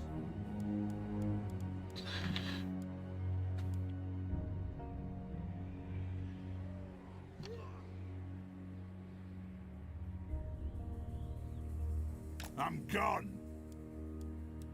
It shall be done.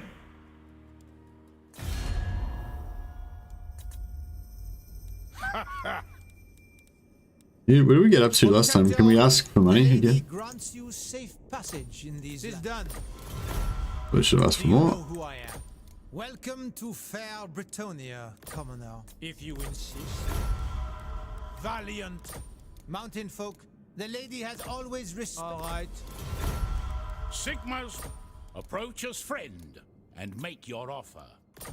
I don't agree. All right? What? Come then. Only Sigma's god, Ulrich, can judge it well. As you say, sir. I probably could have asked for more from them. You down from your mountain halls, dwarf. No evildoer may receive the blessings of the lady. Who calls? Greetings, stranger. I don't agree. Yes. By Sigma's will, come in peace. I'll ignore that. Who calls? Greetings from Sigma. So be it. Do you know who? Bow before the rightful lords of the realm. You mewling fool. No glory. Speak quickly, for I must not be distracted. In father's name, no. One rag, our kin have come. In father's name, no. We drink. Not likely. Never. Not by me. In cranky dwarfs. No, he's on 37 way to 75, so he's, you know, he's on his way to becoming our buddy. How do the dwarf realms fare in these Peasants! At your service, I will weigh what you have to say and the merit of your actions. I cannot. Yes. Come, kin. Let us sure. No. No way. Cool. Hey, Dash, how you going? Atharian's response, in my father's name. Yeah, no, it's like, what the fuck, dude? Is that really appropriate? I mean, it seems like a very dramatic response to me just asking for 300 gold. Like, bro, got 300 gold I can spare. You can spare. Just need 300 just to get me through to a payday. This King Belegar back on the scene. Minus 1375.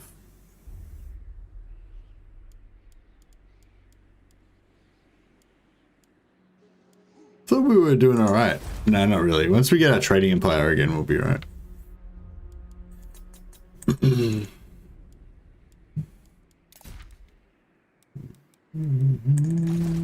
Snorri Badunk.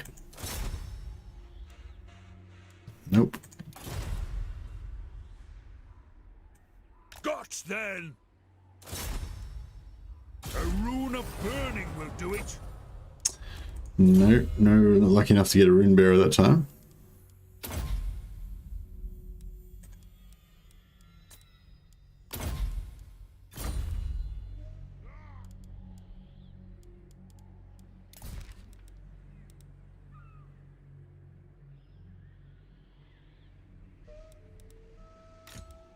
Lund's heir.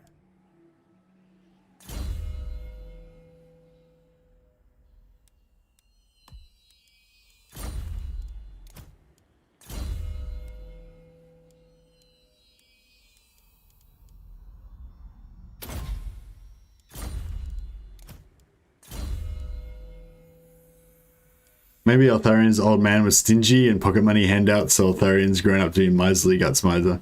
Maybe. Maybe he spent it at the local brothel? I don't know. I don't feel like Altharian doesn't seem like a sexy guy, you know what I mean? He doesn't seem like a party guy. He's like Batman, he's just all aggro and grim and stuff.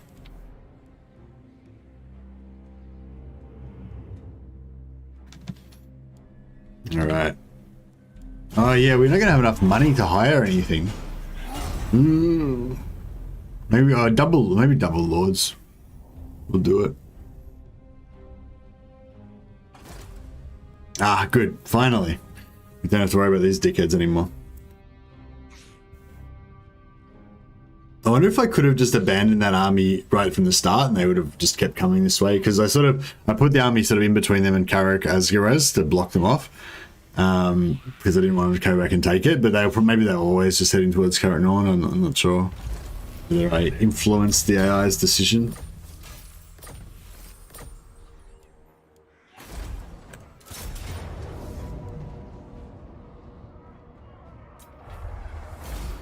Finally, the curse of Skarsnik is done.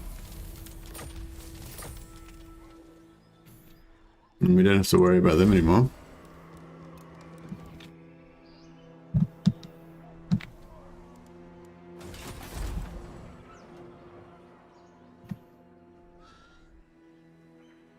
I stand defiant. I wonder... Should I go for Zarakzil first? Or should I get the money happening first?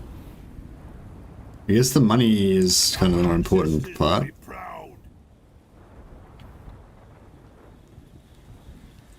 I have the forge fires glowing. I'll surround the enemy in dark runes. Belegar Ironhammer.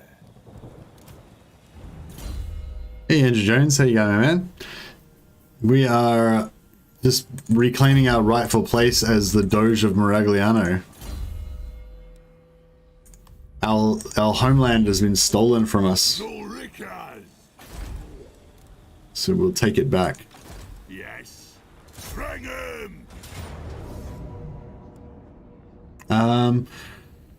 We could just auto-resolve it, but I might just fight it. Just for the fun. Just for the funs. I feel like we should be able to do this without taking too much damage. I'm a bit worried about those sirens because they do magic damage though, so we might have to be a bit careful of them. But hopefully we could like shoot them to death or something, and then we'll be right.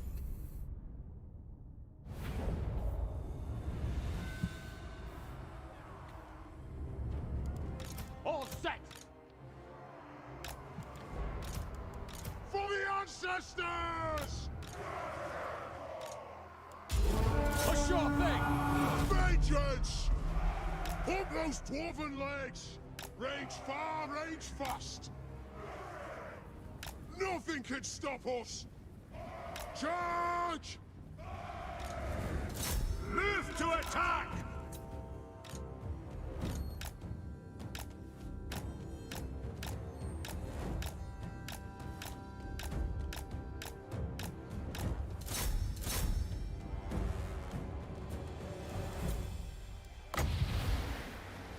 I might try and get a bit of cannon damage on these guys.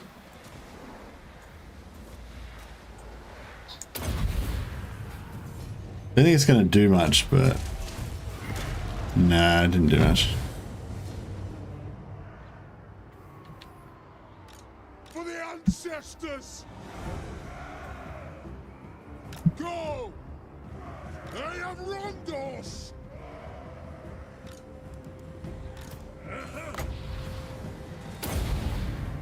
This should do a bit of damage. Not too much.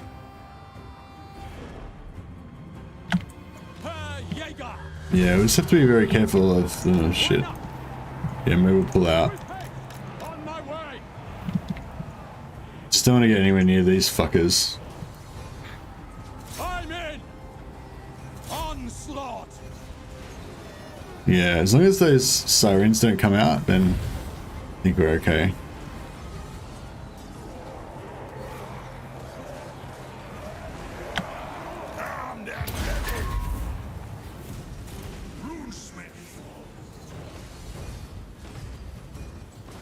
Oh good, they're up on the walls. Yeah,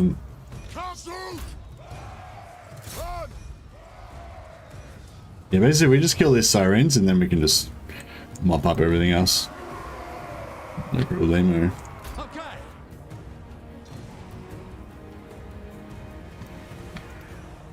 Ready! Move! Fight the vengeance! Begin! Yep. They're coming in again.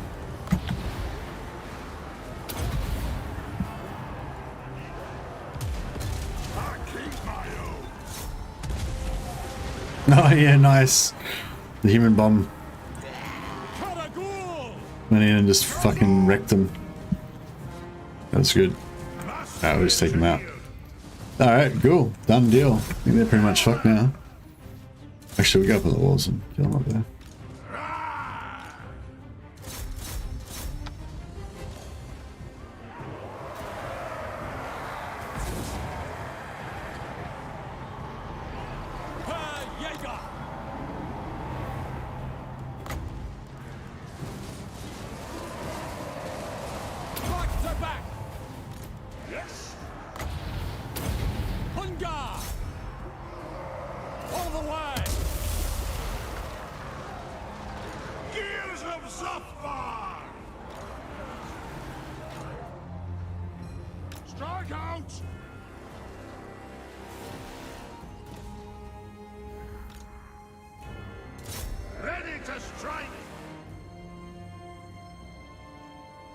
Johan! Nice one, Andrew Jones. Yeah, we've got to get Johan back.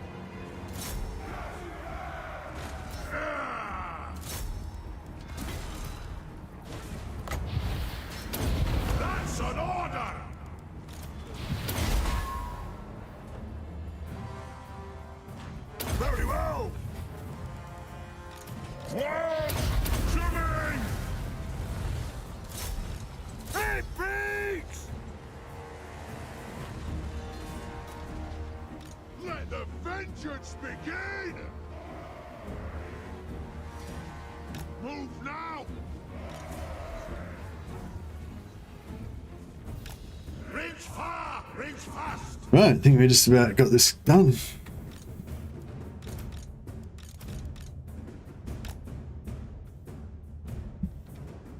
Oh, they got artillery. Oh, they got carronades. I didn't realize they had carronades. Alright, well, that's... It is what it is, I guess.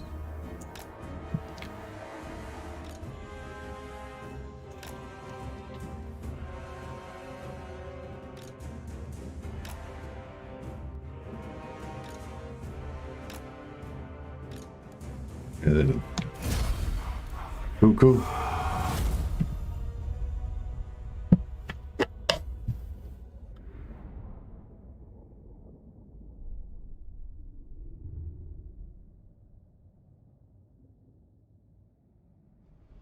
Yeah, it was never really going to be too much of a challenging battle, but yeah, when they threw their human bomb into the melee and just wiped out all their own units, that was pretty epic. Good job. And there we go. Now we've reclaimed our mighty homeland, the fallen Khazad Grudge. Belegar, Tier 2. I think it was about tier 2 when we lost it, so we haven't really lost anything, so that's good. We should probably... Should we put some walls up here, or should we just go for... We should go for straight for growth. Let's show some confidence. We'll just go straight for growth. Belegar. Yeah, we'll leave that. So let's go down here. So many bots today. Yeah, you guys, thanks to all the moderators for taking care of these bots. Does it bother you guys? Like, is it really annoying having to deal with the bots all the time, or is it kind of like, okay, do you kind of gives you something to do kind of thing, you know? Or I don't know, like is it a real hardship dealing with them all, or? Excuse me.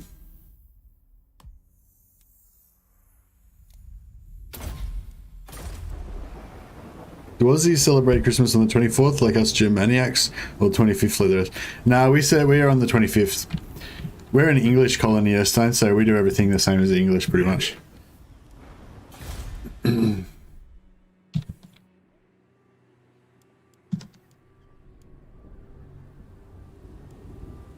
Cool. Well, we've reclaimed our homeland. Now the next thing that we need to do is what do you call it? Yes, re-establish our trading empire. So all of our trading partners that have lost their trade with us, they're clamoring for those dwarven goods. Oh, wait up. Oh no, yeah, we're good. Yeah, they're clamoring for the dwarven goods, so we've got to re-establish trade with everybody. I am ready to parley. I hope your words are wise. On it. And now let's see what our income was. So our income was minus, I think it was minus 1,300 or something. Well, 360. No, so it was minus 1460 or something, I guess. Yeah, I don't know, whatever. I think it was minus 1300 or something. So let's see what we can get it back up to anyway. Yes. Rackland, my brothers, come trade with us. On it. Thank you. Waterloo, friends, countrymen. Yes. We could probably ask for a couple of $100 gold for some of these agreements, but wait, it's alright. We'll just re-establish trade with everybody first. Greetings, stranger. I don't agree. Estalia, what's your fucking problem? Either you're with us or you're against us, Estalia. Don't make me regret this. We're gonna take out Johan. Or maybe that's Johan's new settlement. He's like established his independence finally. Freedom for Tabaro. If not, Tor Evres expects. I'm listening, honored guest. I bid you welcome to the Phoenix Court. A wise course. Alright, the Miragliano trade empire lives again. Very well. It's only gonna be, it's only up and up from here. We get more trade goods, we get more trade partners. We just keep making more and more money. Don't know why that guy wanted me to pay him 100 gold or whatever. I just want to get these deals done. I'm not gonna quibble. I'm not gonna quibble over 100 gold. Musion can't join our... Musion's exempt from our trade deal because he's an evil undead. We don't like undead because we're dwarfs. We don't roll with that. What's Estalia's problem? Is it because we wiped out their friend Tilia?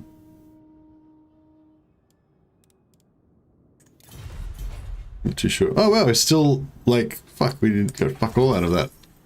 Trade 941. It's pathetic. Yeah, right. Well, I guess we better start producing some trade goods then. So we've got wood here. We got nothing here.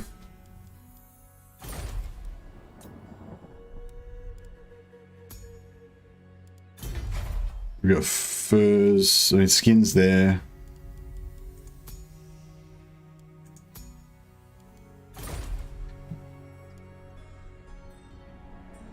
And I think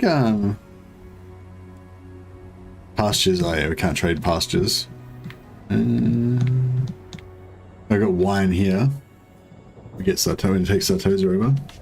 Alright, it's alright. Well, we're still kind of fucked, but we'll sort it out. It's all good. You summoned me.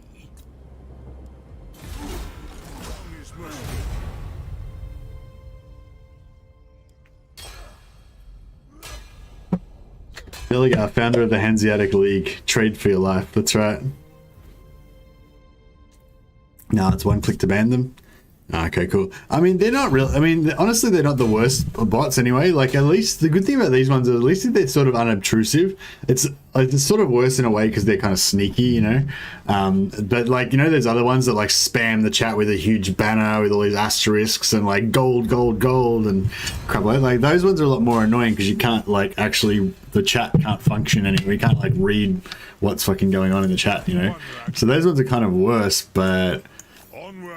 Yeah, so these ones at least if you can't be bothered banning them, you can probably just ignore them, you know, and it's sort of, you know, totally fine.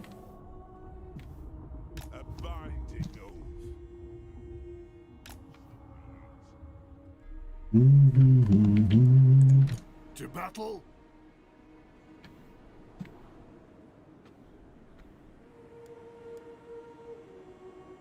You have my hammer. I stand defiant. Take Zarexil next turn. Send you over here. Oh, I should have attacked that guy. That's right. Whatever.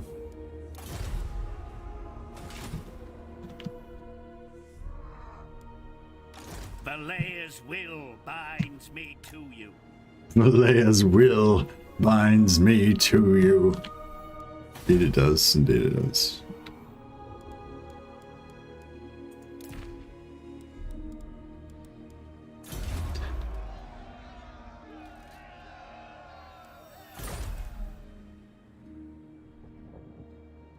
We could probably get rid of these walls for now. Just so we can get some extra trade goods happening.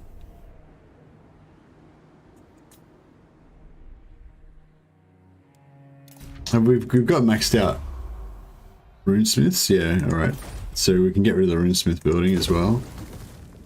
Shave a few more coins.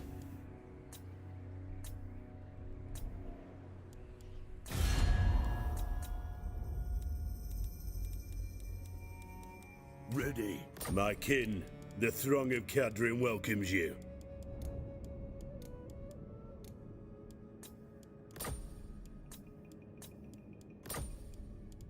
Oathbound. Yeah, this diplomacy money just pays for itself, you know, it's so good.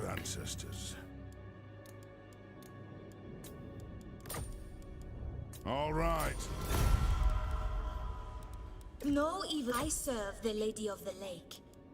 Those who displease me do not live to tell. Yes? You have a proposal? We are willing Not in my name. Protector, you do well to kneel before me. As if dwarfs kneel to no one. Greetings. What do you require of the Karazhan Corps? Treaties with Carrick. Oh, they're at war with Carrick-Herne. Oh, shit. Oh, dear. Who would have thunk it, hey? They're at war with Carrick-Herne and they're at war with the Golden Order. Jesus Christ. And they're very strong as well.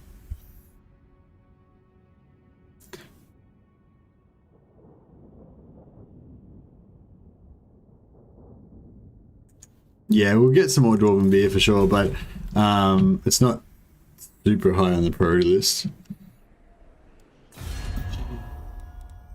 Armored in faith.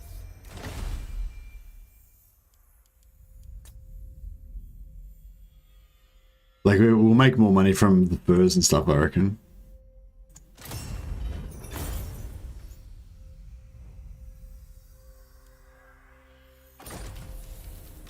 True king.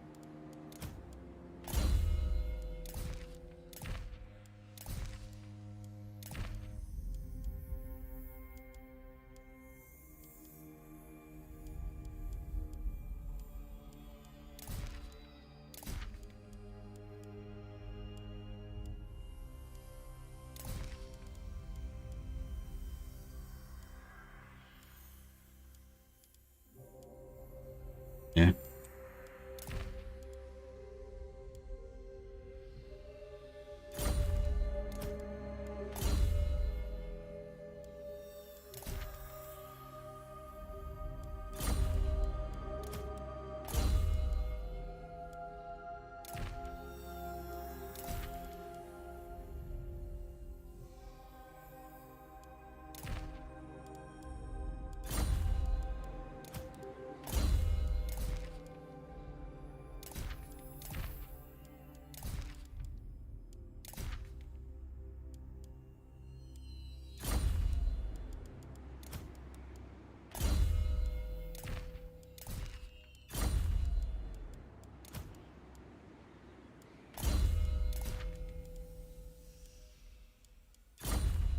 Cool.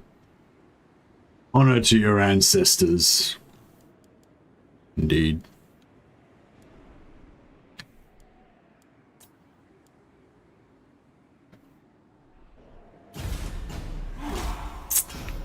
Alright, we're nearly there. We're getting there.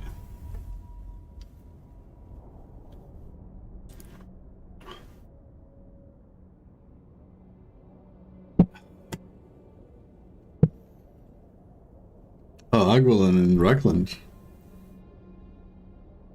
I am Belegar. True.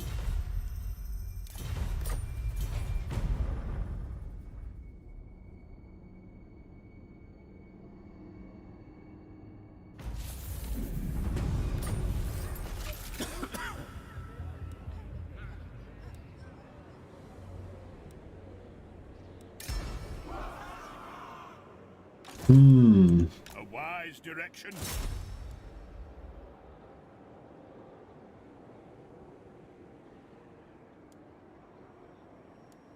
Aye, it is time. True king of 8 peaks. Ancestor.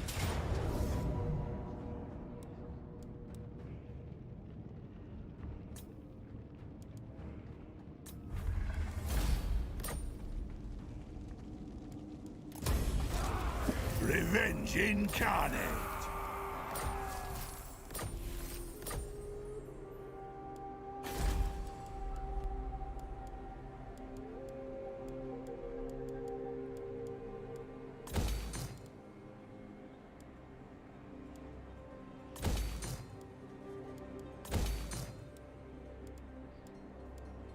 I think I might need to build some money.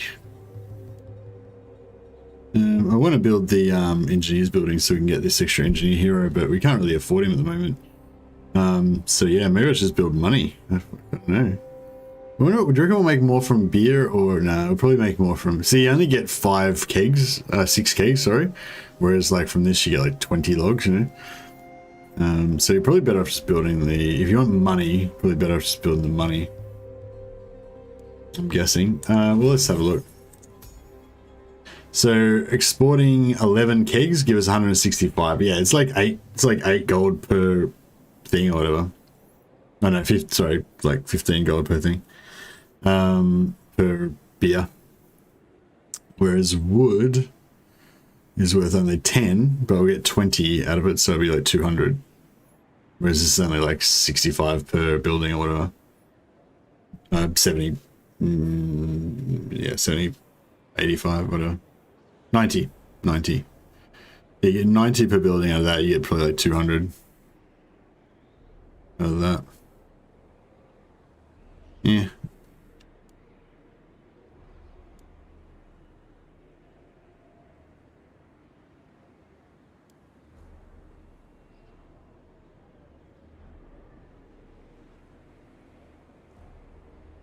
Tarif Syria 66, 71, 73, 77. So this tariffs number keeps going up, I'm pretty sure, right?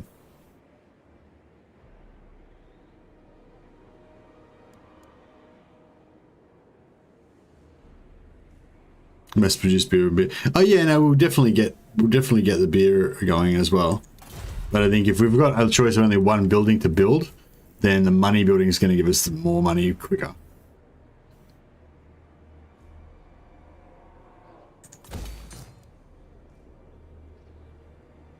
I suppose the beer is good because it increases our growth.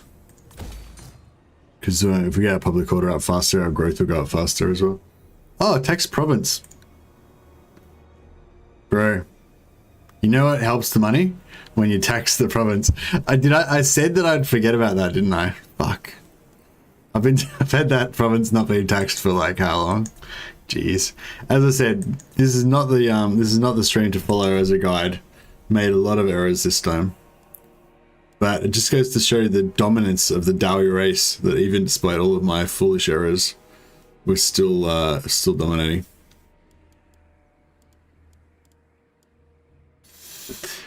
Yeah, I was wondering why like my money was so screwed. I was like, oh, surely I'm not that broke. It's like, yeah. Very happy people. What, dwarfs with beer, you mean?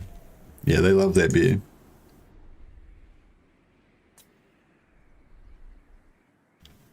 All right, yeah, we're just a bit broke at the moment, but we'll once we get our cash sorted out, it's all going to come good in a few turns, basically.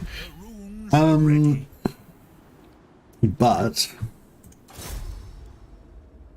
an accord bound by runic law. Rune bearer, there we go. Finally, we just need at least one rune bearer, just so that Belegar's army's got rune bearer. Because yeah, you need to have that plus 10% movement on all your armies. I won't worry about it so much now. We do want to get some more once we've got more armies, but yeah, not super important right at this moment. Yes.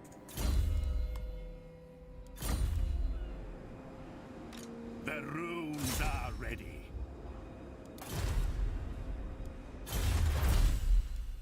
We've got our cornstones. Maybe we should go for Valet's protection actually. Just to get the money sorted out. Militarily, we're kind of fine at the moment, I think. Although we should go over and get Carrick 8 peaks about now, shouldn't we? It's like, it's one thing after another. This fucking place.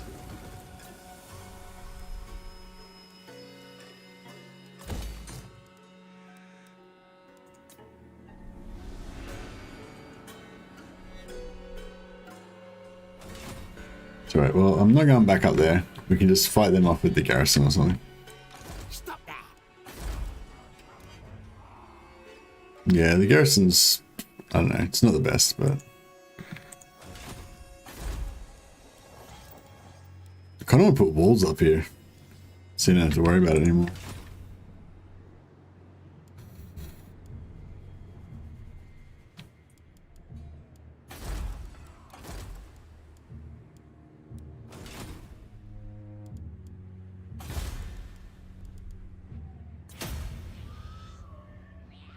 Did you ever make that Ancestor Hero one-man Doomstack?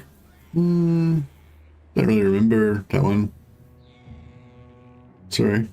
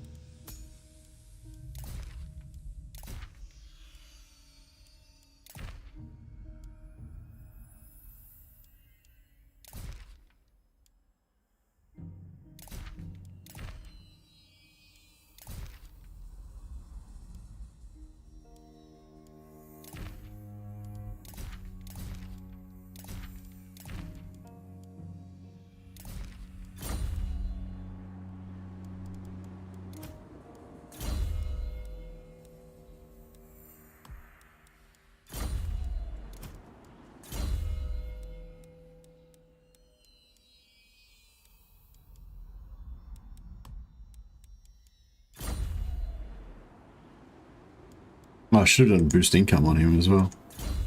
Good. Oh yeah, what do we want to do for his second? Because we want to get Dowie firepower on him, I guess. Does he want to have a secondary? I guess like a stealth grudge thrower would be pretty cool.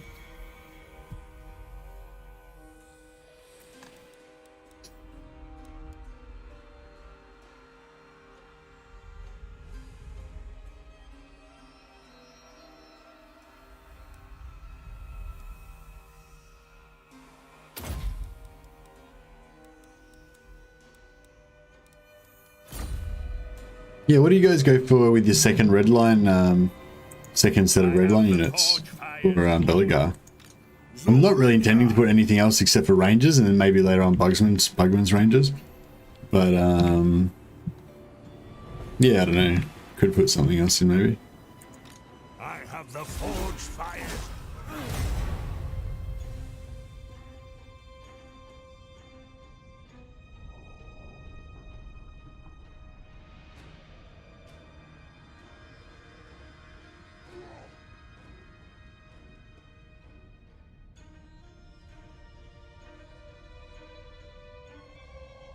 Rangers and artillery. Yeah, that's kind of what I'm thinking. Although I probably won't even use the artillery anyway. Yeah, I wish I had kind of pushed ahead to put walls up there, but... Aye.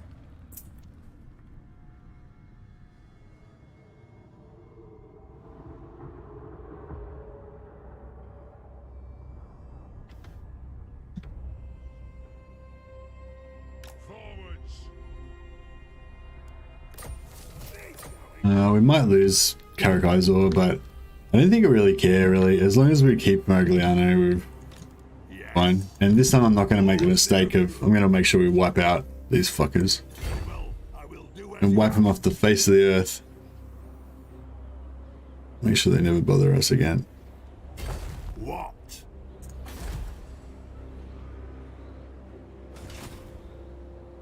You summoned me?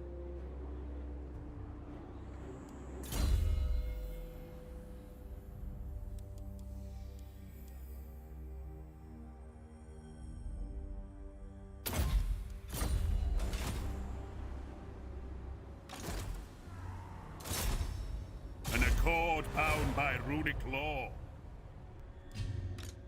A garrison won't be able to beat them in auto resolve, I don't think.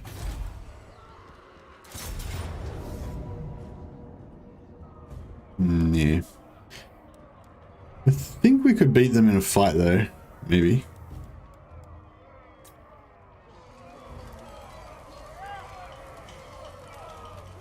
See how it goes, I guess.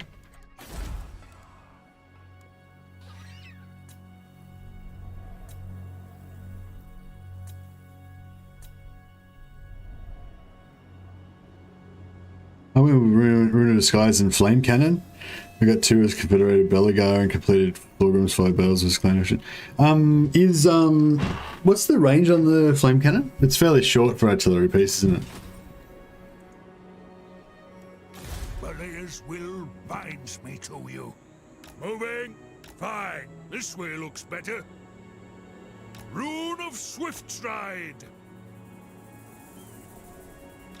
Lun's air.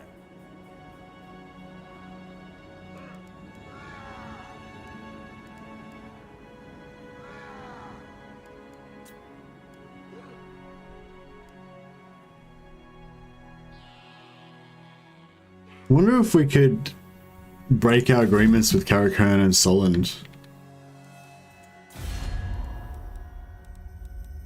Yes. Like they're never gonna stop being at war with them, are they? What? Hail, Mountain Lords! May your horde increase!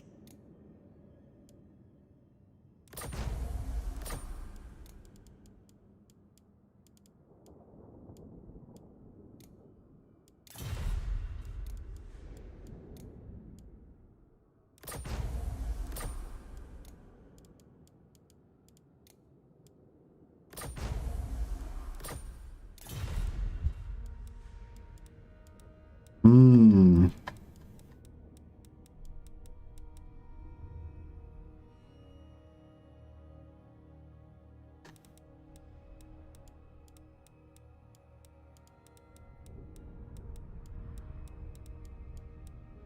Wanrag? Aye. Let's hear what you have to say. We'll hear it before Oath Gold. Oh, actually, yeah, if we confederate these guys, that will get rid of the diplomatic penalty. We will take a bit of a diplomatic penalty because we have confederated and passed treaties. But overall, yeah, we're heading towards plus 80. Yeah, okay, cool. So that's good. That sort of solved that problem. Like, it sort of fucked us in the short term because we got a bit of a negative relation and it's going to take a while to repair the relationship. But, yeah, as long as he doesn't declare war on me in the meantime, or something stupid like that. By Sigma. Oh yeah, I just cancelled the non-aggression with these guys. Imagine if they declared war on us. That would suck. They probably hate our guts now too, because we broke all our agreements with them.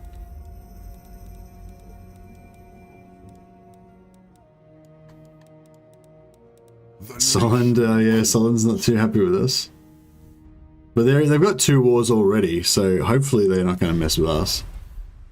As long as we keep our Miragliano trading empire, we're okay, I guess.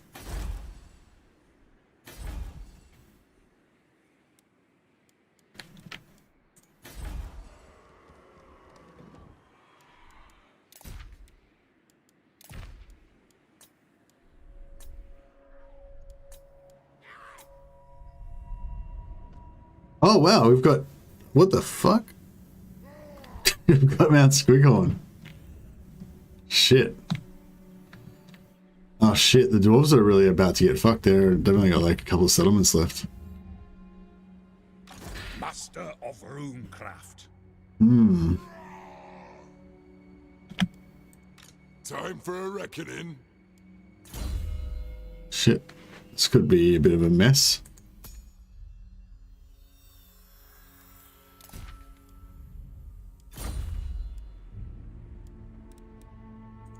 Armed and ready. I suppose so.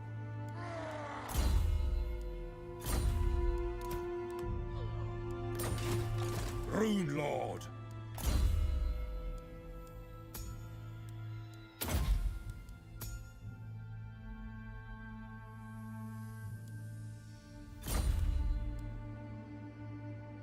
Oathbound.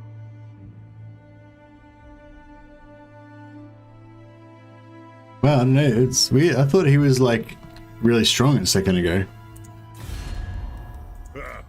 Strength like 11. He's still pretty strong.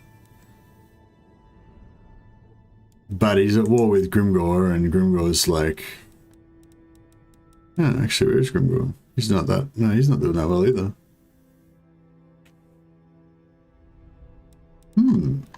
Okay. Not really sure what's threatening the dwarfs so much.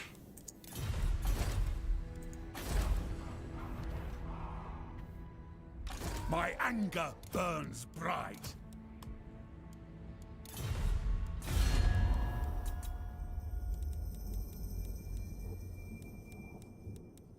Who calls? I am ready to parley. I hope your words are wise. Disagree with that.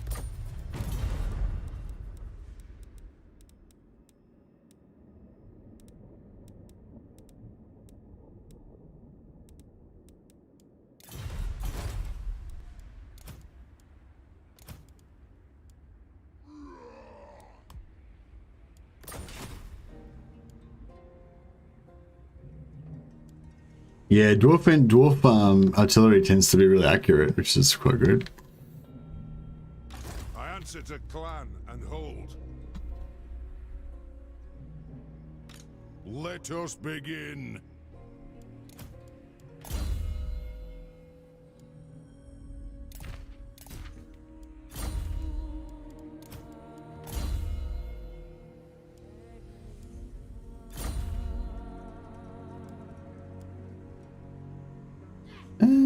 We could send these guys... We could take attrition again and send these guys over yeah, to deal with this army there. That might be a good idea, actually.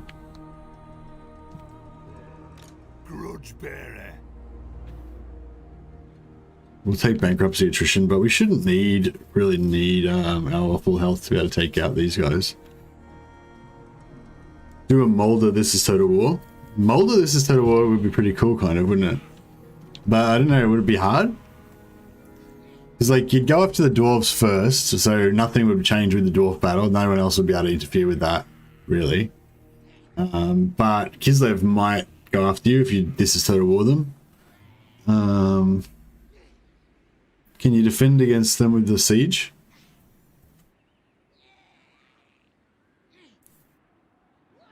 Merry Christmas, Puria.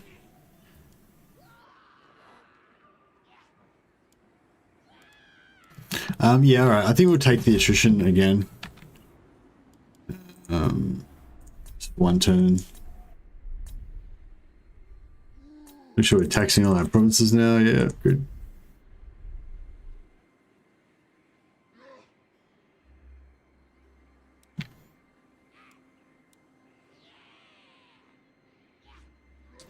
Molder, this is Total War is easy? Okay. It's basically a normal Molder campaign. Okay. Yeah, I did want to do another Molder campaign, but I don't know if I'll be able to handle it. This is Total War. Like, I'm still pretty new to Molder, like, so I don't know if it'd be a good idea to take on, like, this is Total War straight away with them. Like, I don't know, like, doing, like, Dryka, this is Total War or something is kind of easy for at least for a few streams, because, you know, no one really is going to come near her. But yeah, I don't know if that Molder might be a bit harder.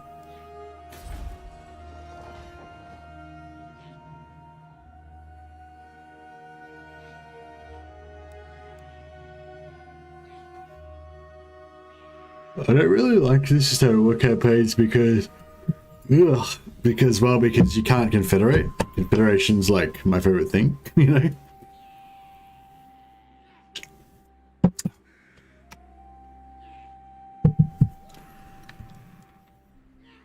And it sort of, I don't know, it sort of gets rid of the whole diplomacy thing. So it's basically your game's a bit more one dimension, like, you know what I mean? Like a whole dimension of the game is just gone because there's no diplomacy in this Total War.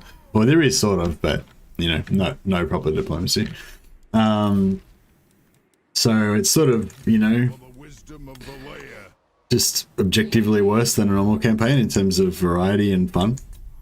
But I guess the intensity and stuff is, you know, is without equal.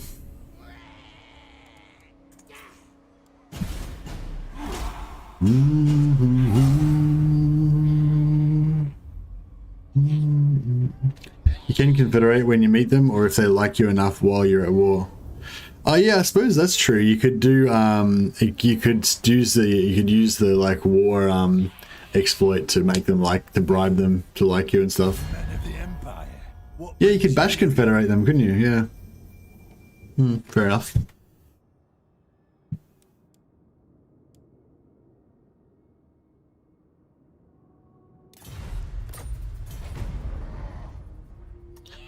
Can Karazakrak stay alive for another 4 turns? That's the question.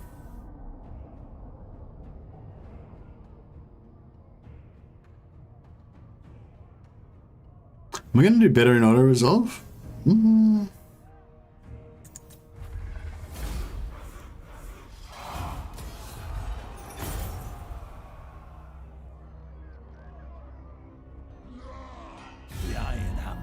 Heavy in my grip. Speak your words.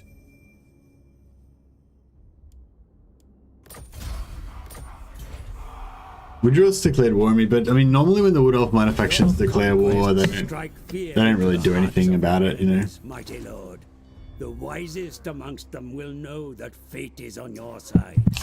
I have foreseen it.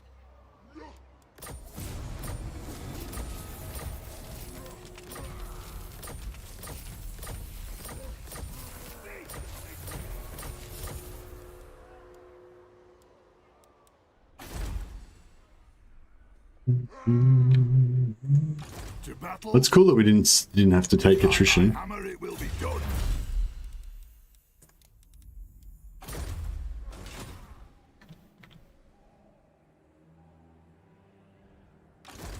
stand defiant.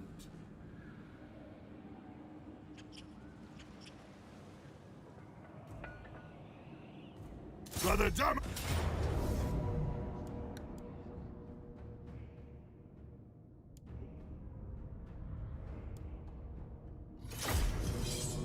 Resurrect's very easy to defend, so it should be alive in 4 turns. Well, it's easy to defend for the player, but I don't know if the auto-resolve is as good. But I mean, it should be very strong auto-resolve as well.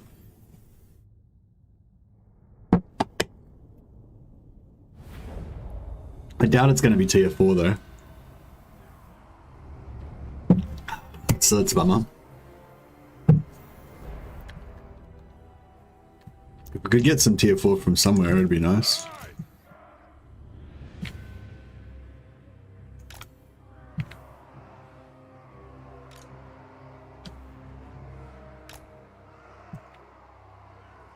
We demand blood! Axes out, lads! Understood, Lord! True King! Forward! It is a reckoning! Hump those dwarven legs!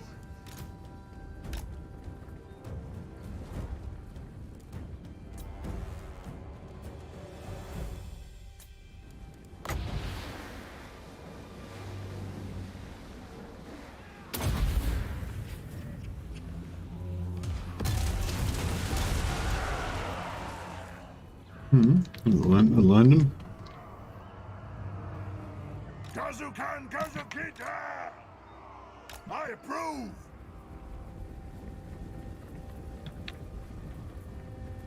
The tree line's not doing us any favors. Calls. I suppose.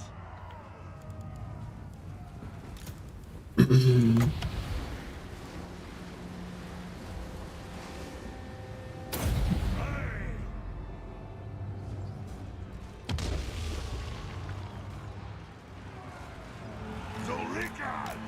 Quick march! Shifting! With haste!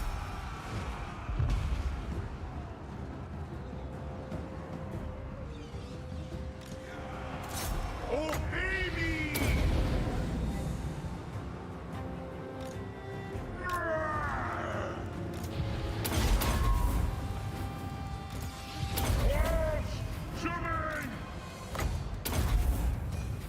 There's some magic damage going on in here.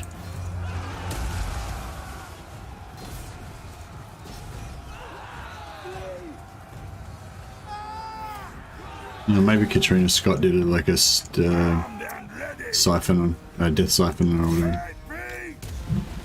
That's what happened. Rage far, rage fast!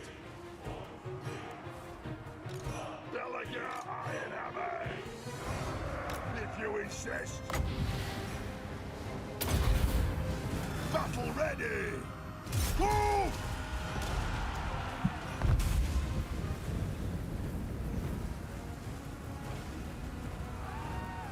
For vengeance!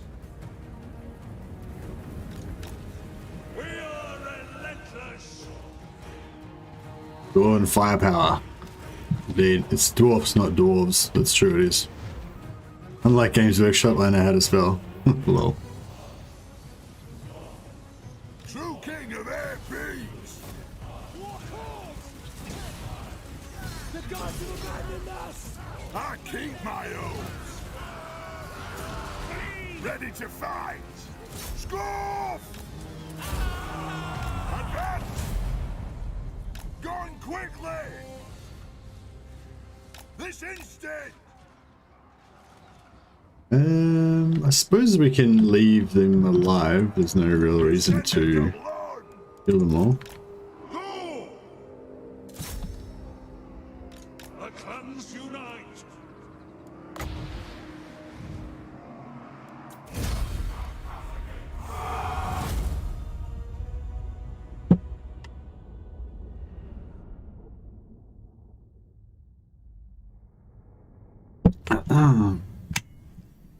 But yeah, did anyone? Oh yeah, did anyone else get any? So yeah, I'm expecting to get a Warhammer book. I'm getting. Well, I asked for swords. Is it Sword of Justice and Sword of Vengeance, like the two Empire ones that somebody recommended to me? Dwarves. It's dwarfs. It's dwarfs, Tim. DORFS, dwarfs. But yeah, I asked for Sword of Justice and Sword of Vengeance, the two Empire books about Kurt Hellborg and Ludwig von Schwarzhelm, which I'm really excited about. And yeah, my question for chat was, do any of you guys know if you're getting any Warhammer related Christmas presents? Is anyone getting any like Total War DLCs for Christmas, or any miniatures or any novels or anything Warhammer related? Speaking of enjoyment of races, I enjoy dwarfs a lot more than lizards these days. Only tic-tac-toe is enjoyable because of the free coattles. Well, I'm into Oxyotl. Yeah, thanks a lot for the super chat as well, Lexi. By the way, you've been very generous, man. Don't need to keep super chatting all the time, but I much appreciate it. Thanks, helps out. What was I going to say? I don't know. I still haven't figured out a non-fucking awkward way to help thank people for super chats. But yeah, thanks, man. I really appreciate it. It's really nice. What was I going to say? Yeah, I really like confederating tic-tac-toe with Oxyotl, because Oxyotl can zip around all over the map with his teleports, right? So he can get early vision on tic-tac-toe, and you've got a ready-made doom stack with Oxyotl already, and then tic-tac-toe gives you another doom stack with coattles. So you get but I feel like with Oxyotl it's better because you get two doom stacks. You get Oxyotl doom stack and you get tic-tac-toe doom stack. Whereas with tic-tac-toe, you just get the one Oxyotl doom stack kind of thing. I don't know. What do you reckon? I've got some dice and some 40k stuff for my brother. Oh, you're buying him presents? 40k presents? That's pretty cool. Pretty cool. Revenge incarnate.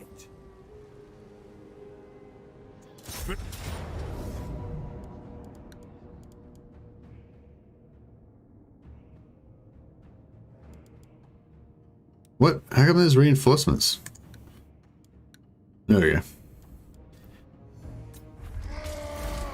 I think I'm going to purchase Necromunda hired gun. Not a huge fan of the Hive World setting, as I prefer Battlefleet Gothic Armada type settings, but it looks fun. Oh, okay. I don't actually. I don't know. I was going to say I don't know now, but I know when it first came out, I feel like there was a little bit of bugginess and stuff with it, but that was when it very first came out. So I'm assuming it's been patched and stuff now. I assume if you're planning on buying it, you've been following it. You know what state it's in. I agree, but starting as Oxy is a pain. Okay, fair enough.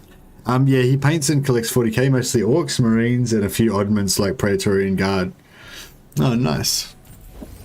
True king of 8 peaks. Wait up, Praetorian Guard? What a Praetorian Guard? Lund's heir. I feel like, I don't know, when you first said it, I was like, oh yeah, Praetorian Guard. And then I was like, do I actually know what that is? It's not like a weird Mordian Iron Guard regiment or something, like a regiment, Imperial Guard regiment or something, is it? Praetorians. Like isn't there some sort of new Space Marines called Praetorians? But I don't think they're called Praetorian Guard. What's a Praetorian Guard?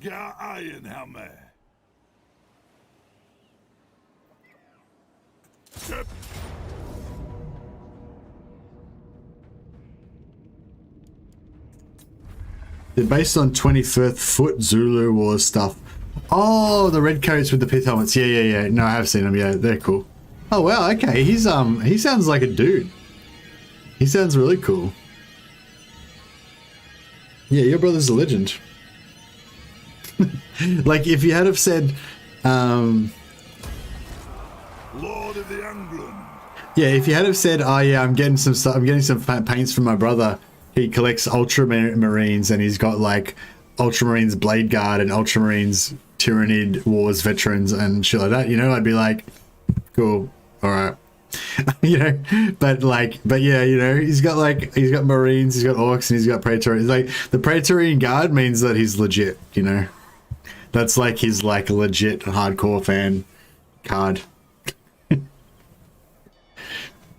can tell him that that Mercia respects him. You'd get on. He has swords, spears, and a beard. Nice. Praetorians were the best soldiers. Not sure what you're talking about. I don't know if Praetorians were the best soldiers necessarily. They were supposed to be, if you're talking about the Praetorians in Roman times, like, I mean, I think they kind of were, but like, they didn't fight that much, you know what I mean? I mean, I'm sure they were pretty good. I'm sure they were pretty fucking good. But I don't know, like, you know, like was Caesar's 10th Legion? Was 10th Legion Caesar's favorite legion? The one that like was his like hardcore veteran legion? Was like, you know, Caesar's 10th Legion after they'd fought like 20 million battles one after another and shit, you know, for the last like 10 years straight, you know, they would have been pretty fucking hardcore. You know, like, I wouldn't want to mess with those dudes. You know, like, were the Praetorians like as good as those guys? You know, I feel like, you know, being battle hardened and trained over a long period of time kind of trumps a lot of stuff. The Praetorians did have like the best gear, and I think they were drawn from like the best dudes of other legions and stuff.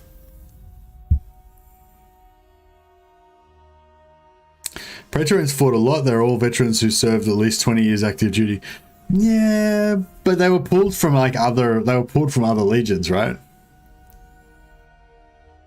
Like, they fought, like, they were veterans before they joined the Praetorian Guard, but the Praetorian Guard itself didn't fight that much. Like, there was definitely, they did fight a bit though. There was definitely a few battles I know they were in, but like, their main job was not to like fight, you know? Their main job was to be the Emperor's bodyguard, and just, they were more like, the Praetorians were almost like not like diplomats, but yeah, sort of like diplomats or something, you know? Like, they kind of, like, they'd hang around in Rome and go around and like deliver proclamations and shit or whatever, you know? Like, they were like not on the battlefield a lot of the time. Yeah, they worked sort of as a secret police sometimes, I guess. They'd go around and assassinate people, I guess, and, you know, intimidate people for the Empire and deliver messages. And, you know, I thought that was sort of the impression I got of them. Like, they did actually fight on the battlefield as well. I know there was at least two things I can remember. I can't remember the details, but I remember at least two different battles that I heard about that they were in. But yeah, anyway, I think you get my position now. I'm like, yes, they're all veterans and shit, but as a unit, like, I don't know if the Praetorian Guard was necessarily the most like lauded regiment of the Empire or anything. They're not proper soldiers. Come on now. Fucking fancy pants Praetorians.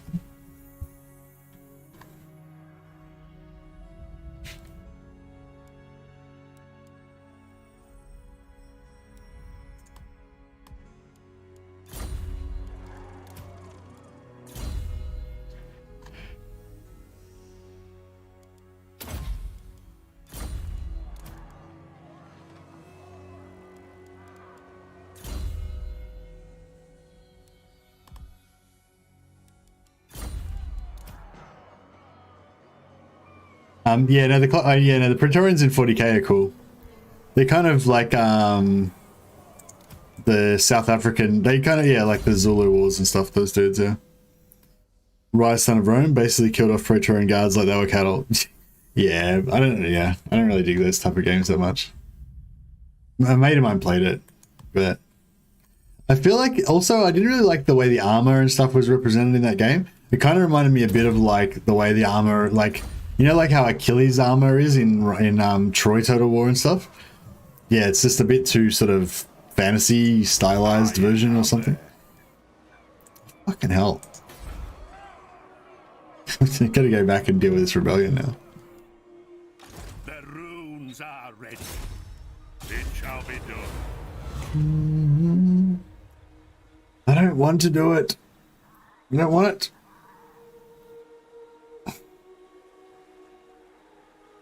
I'm going to look up the answer so I don't have to figure it out.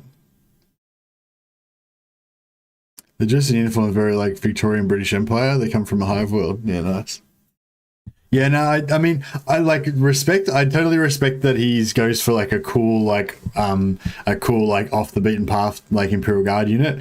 Same as like I dig like people who are into like who have like really cool homebrew Space Marine regiments, or they're into like like more obscure Space Marine regiments. But no, they're not my type of regiment. Like if I was going to go for Imperial Guard, I don't know. I wouldn't go for, I'd probably go for like something like Valhallans or something. Like I like the grimy in the trenches guard, like I don't really like Catachans even because they're too like heroic and like muscular and whatever, and I don't really like Mordian Iron Guard or Praetorians because they're too fancy, I do love Cadians, but I guess if you can't go for Cadians, they're too generic. But I guess but I guess if I was going to go for something, I'd go for something that's like Cadians, but like a little bit different. I guess the drop trooper ones are a bit too elite for me. I don't know. I'm trying to think of another regiment. Like Savlar Chemdogs or Iron Legion, Iron. What are they called? Iron Guard? No, not Iron Guard. What's the Iron Legion? Steel Legion. The mechanized Steel Legions.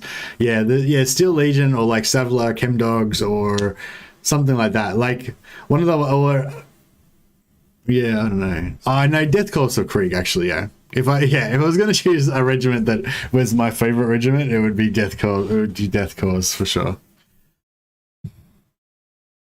Death Corps of Krieg for sure. Oh, I don't know actually. No, I love me some Krieg for sure. But the facelessness of them as well is a little bit like, it's good, but on the one hand, but then on the other hand, it's sort of like if you want to create your own army and you want to paint your miniatures and all that, you kind of want some of them to have no helmets on and have like different little bits of character about them, so you can make them all unique and stuff. I guess that'd be kind of fun. It'd be more of a challenge with the Krieg kind of guys, like making them kind of unique, even though they're actually kind of, like they all try and look the same, but then still making them kind of unique as well. That'd be cool.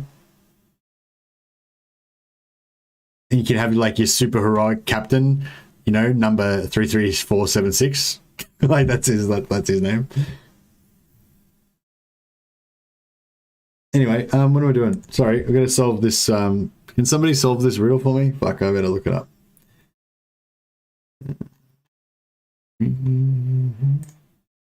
Is everybody enjoying the Witcher? I assume everybody's already. Third from the left? Fuck it.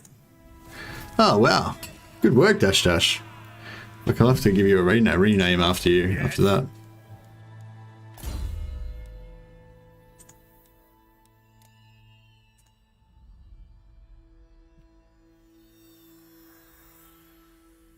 Dash Dasher Morgrimson. There you go.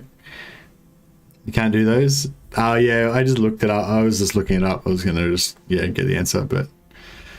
Favorite Traitor Legion? Oh, that's a hard one. Oh, no, it's not a hard one. It's Night Lords, for sure. But it's only because I love the books, the Andrew Dempster-Bowski books. Don't know if I said his name right. Sorry if I didn't say your name right. But yeah, Night Lords. I love the Night Lords books. And I love that version of the Chaos Warriors. Like, they're basically, they're just basically like warriors. They're not all like fucking weird chaos. Well, some of them are, but then like that idea of them not being all like chaos devotees and stuff like that. They're just kind of these bitter warriors that are kind of been screwed over, but they've still got their like honor and stuff. Yeah. Hey, Sigosh. What's your favorite Traitor Legion, Alexi?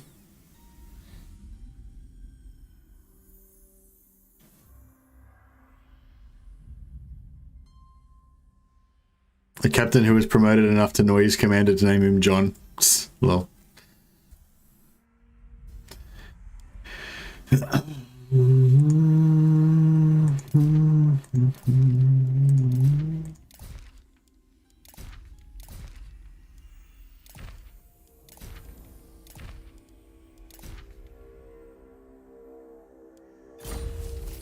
I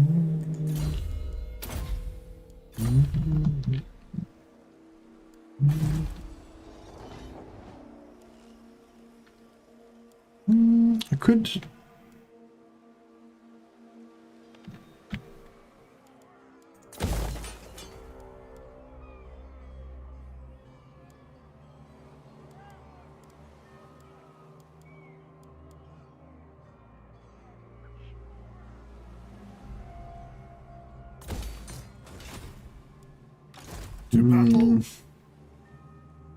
I have the forge fires glowing. Nothing to do here. Let's go. Bring it down. Iron Warriors. No. Shit. Yeah, I love the Iron Warriors as well. Storm of Iron was like Storm of Iron was what made me first like really like Chaos Space Marines. Like I always kind of like Chaos Space Marines anyway. Like Space Marines were always my favorite. Chaos Space Marines were always kind of my second favorite. But then I really started liking Imperial Guard. And then it almost became like more like Imperial Guard first, then Space Marines, then Chaos Space Marines. But yeah, no, Iron War, yeah, okay. Yeah, I don't know. Now I'm conflicted. I don't know.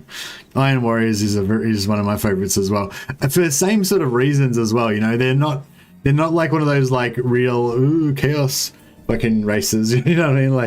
Like I don't know. Yeah. How's your trade empire? Hey Jacka, it's still fledgling at the moment. It's only turned 32 though, so give us a chance. It's been a pretty dense sort of campaign so far. Been a lot of action happening. For the wisdom of Valea. What can I do with this army?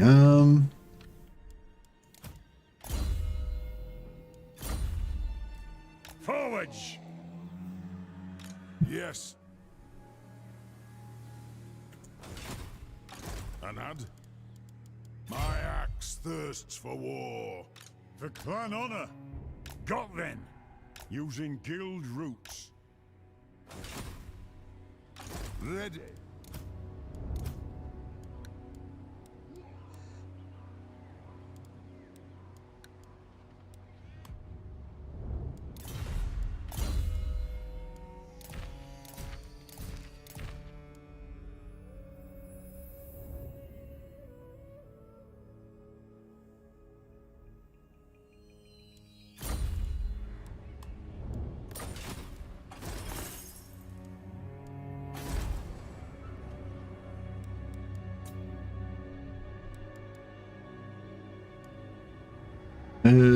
So do I want to build walls?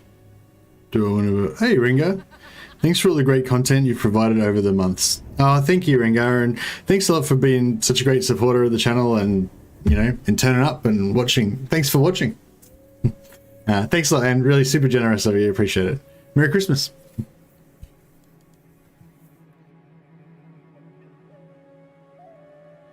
Can we hope for a Space Marines stream? Yeah. Maybe, yeah. Especially if there's some sort of co-op thing, like we could maybe do like a once a week type thing, maybe, or yeah.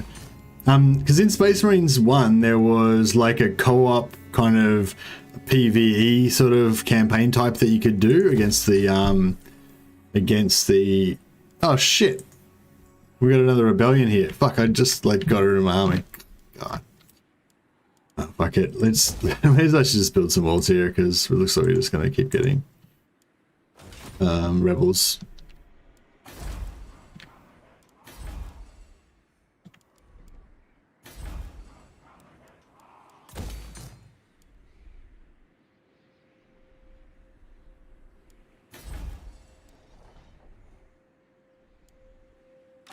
Belegar Ironhammer.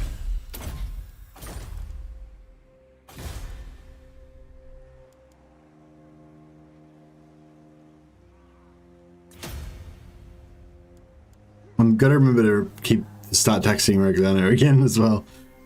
Eisenhorn. Oh yeah. What happened to Eisenhorn? Is that coming back or what? I'm reading Magos as well at the moment. That's the new book in the Eisenhorn series. Well, it's not new. It's came out a while ago, but yeah. I just started it. I started it ages ago, but then I thought, oh, I'll read the old Eisenhorn books again first, because I've read the Eisenhorn Omnibus twice or 3 times now, I think. But yeah, when I got the new Eisenhorn book Magos, I thought, oh, I'll reread the old ones again just to get, you know, back in the mood, you know. But then I think that kind of killed it. Well, not killed it, but I just, because I've already read it a few times, I wasn't like that invested, you know, so I just sort of repeated it out. But yeah, so I've just decided I'll give that away and I'll just go straight onto the new one. But I might go back and reread again afterwards, yeah. Cadia lives. That's right. Cadia never fall. No, Cadia never fall. But Cadia never fell. Blah, whatever. The planet broke before the guard did. Unbroken. Dark times. We should stand together. Cadian fucking shock of the shit. Hoorah.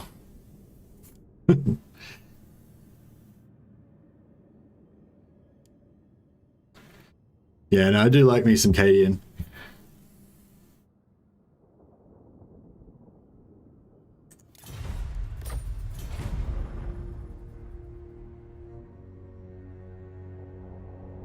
Cadia is currently demon-corrupted rubble. Still, it took 13 crusades and Abaddon literally hurling his toys at the planet to break him. Yeah, he had to like throw those star forts at the planet or whatever, didn't he? When the planet broke, all the guardsmen to station and just started to march around the solar system instead. That's right.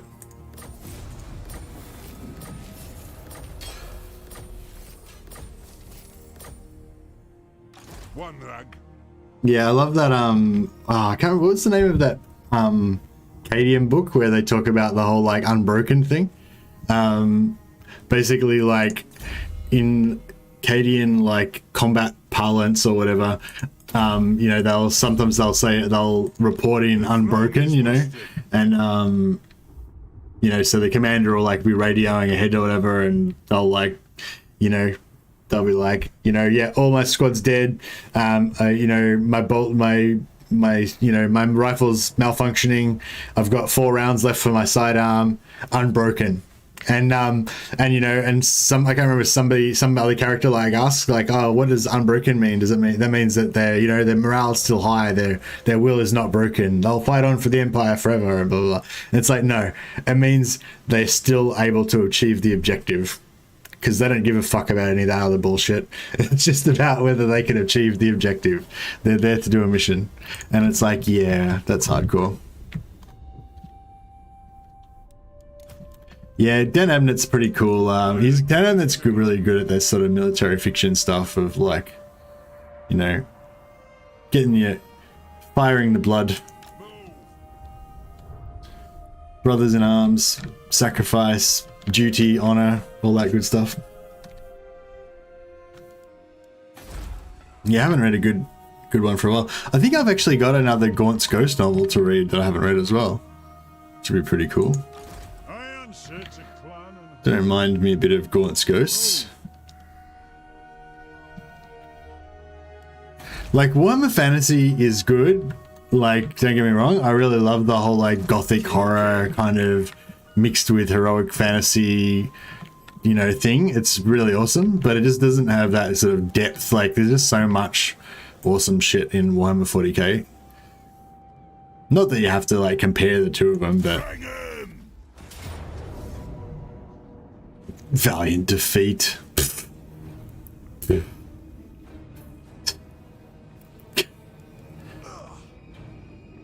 Anyone played Battlefield Gothic Armada 2? First Imperial campaign objective is to recapture Cadia. Cadia, brother. No, I didn't get into it. I know you were playing it a while ago and you're saying you're enjoying it, but no, I just... Oh. Can I just auto-resolve this? No, fuck it. Never want to look a gift horse in the mouth.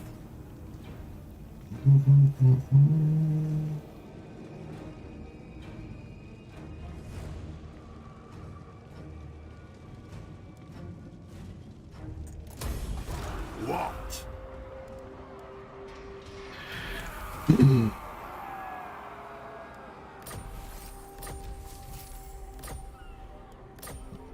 That's actually paid off because I've gotten some bloodies out of it. Onward. Good.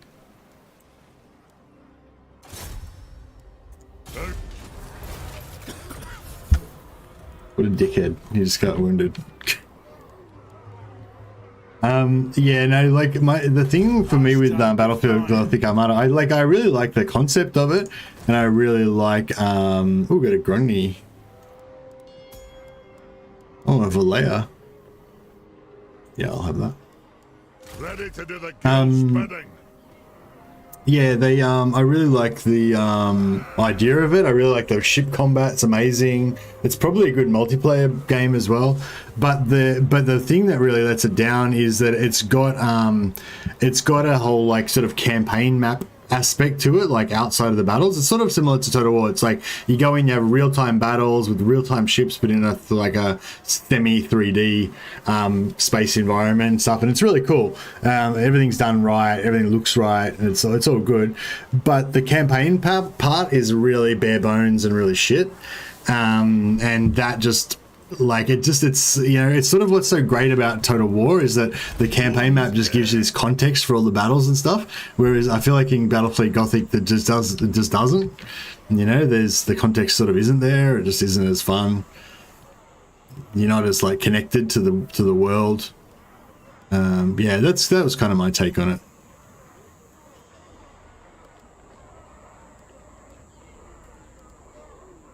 I want some growth, but I also want some sweet trade.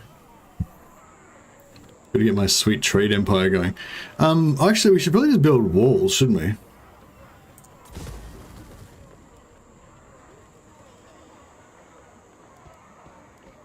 We'll do both. We'll get rid of that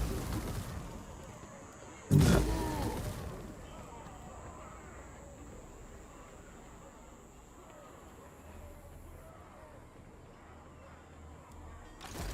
If she just sieges me next turn and doesn't attack, I'm going to be pretty jacked. Oh, she can't attack. She won't have any walls. Oh, shit. Revenge incarnate. But if we go...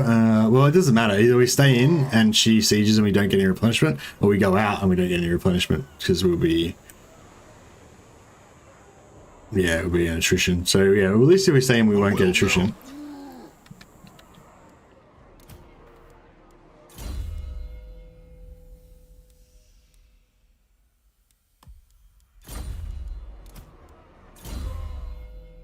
No Thunderers. Oh, we could get some more.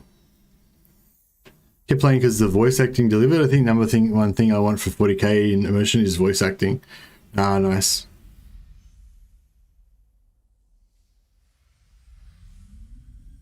What are you talking about, Miklos?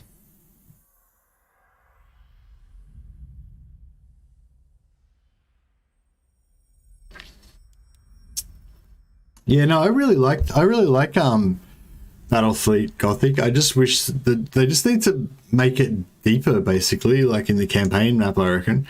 Oh, and actually, no, I've got a no. It's like also, it's like the campaign map and also like the development of your like ships and everything.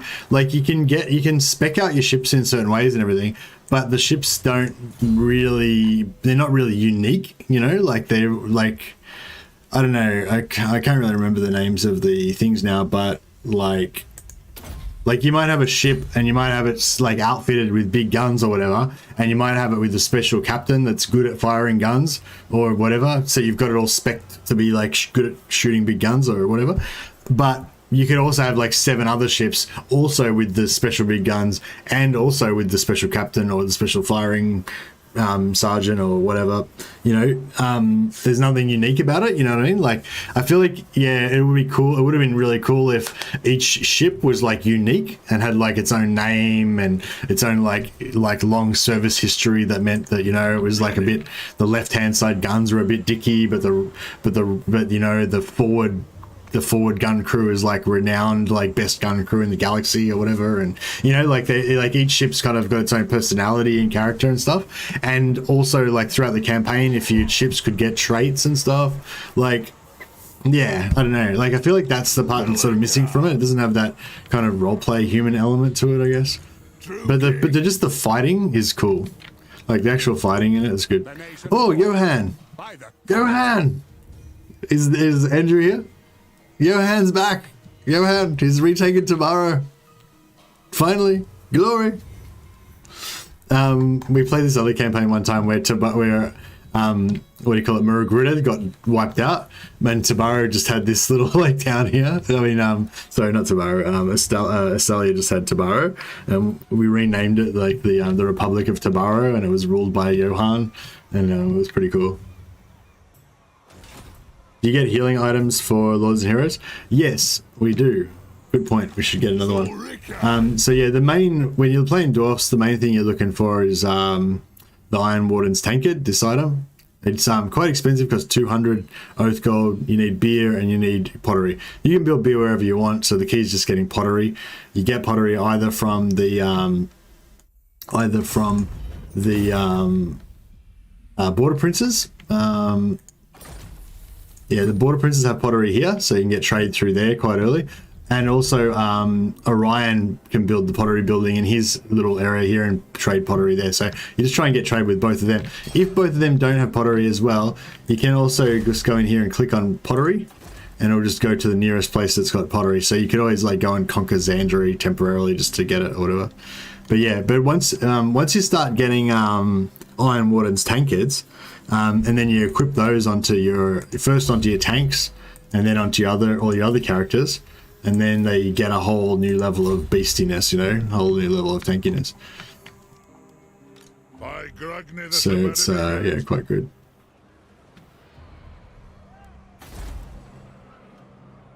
Alright, well, we may as well tax it again because we're going to get a rebellion there anyway.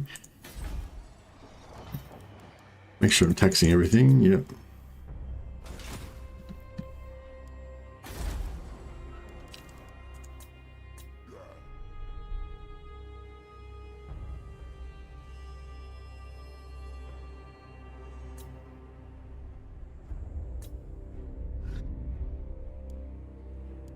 Three more turns. Oh, they're pushing back again, looks like. Crazy.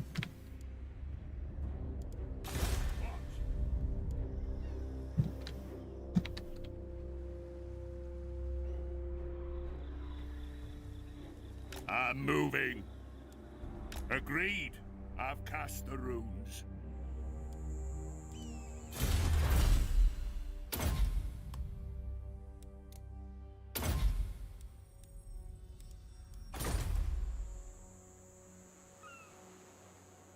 Warriors Song Hardcores. Oh, okay, cool. Do you get regen in the ocean? If it's my ocean, then I will.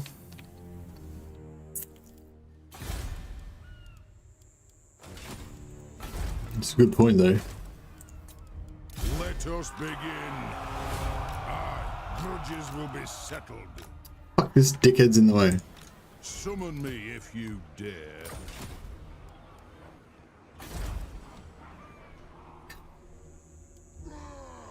Grudge bearer. Summon me if you dare. What? No chance. My axe thirsts for war. Oh, I thought I could. Beards in belts. No, whatever. To battle. Setting. Oh, now I fucked up. Ready. No, that was, yeah. God damn it, John. I was gonna get mad regeneration. Now I'm gonna get nothing.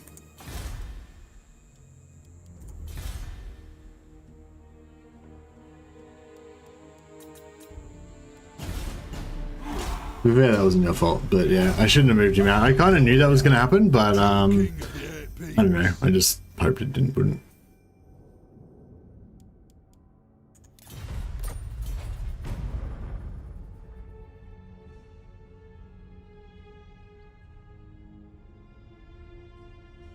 Long have I fought and suffered for my people.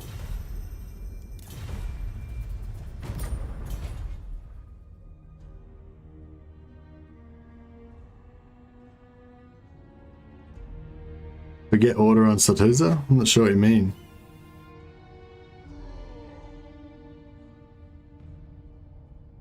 Ah, the thing. Yeah, maybe. Yes.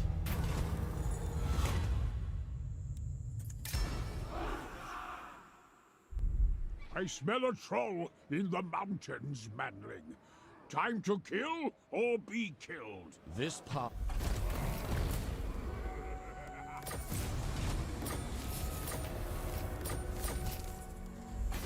No, there's no reason not to get a commandment in Satoza. I just forgot to put one on.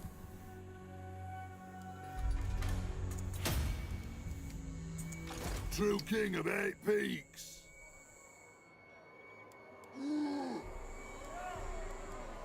Did they kill him? No. Oh, here he is. There he is. It is time. Better wheels, lad. You will be flogged. Lun's air.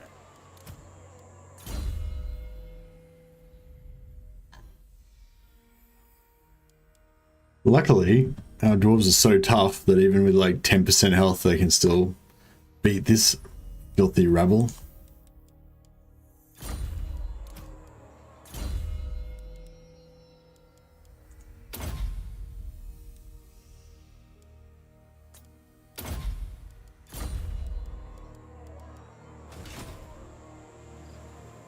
Lord of the Angrund. Do it!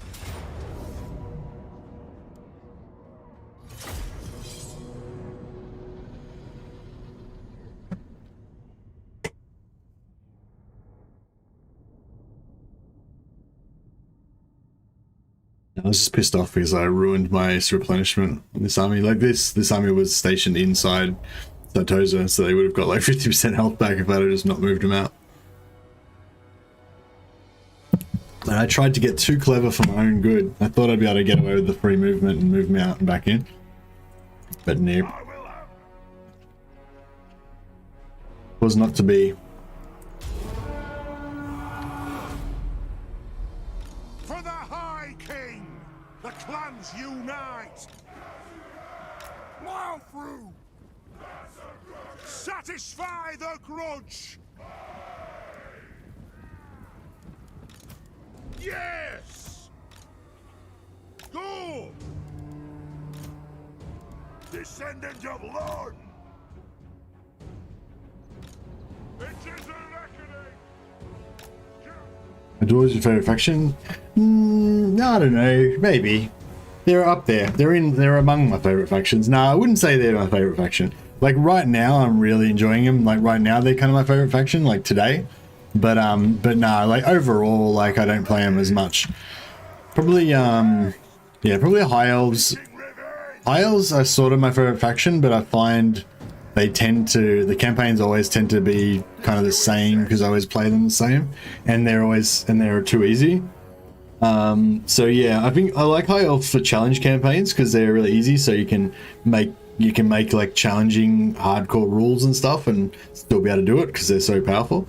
But yeah, I'd say, yeah, I don't know. It's like High Elves is my favorite faction, but they're not like the faction I have the most fun with, you know? I probably have more fun with early game campaigns of Dark Elves. Yeah, I don't know. It's a very complex question, really. But no, I'd say Dwarves aren't my favorite faction, but they're like up there. They're one of my favorites.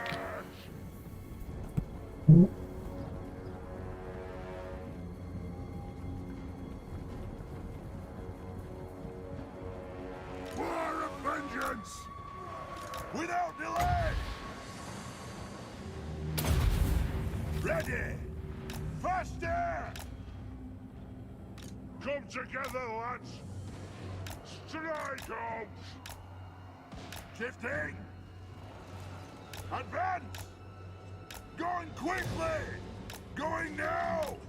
Got! Quick march! This instant! For the Taras and Jaw! Going quickly! Got!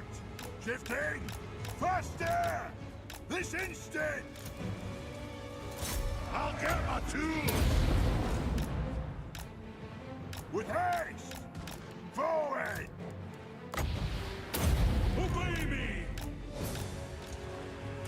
Aye, lad, I'll do it.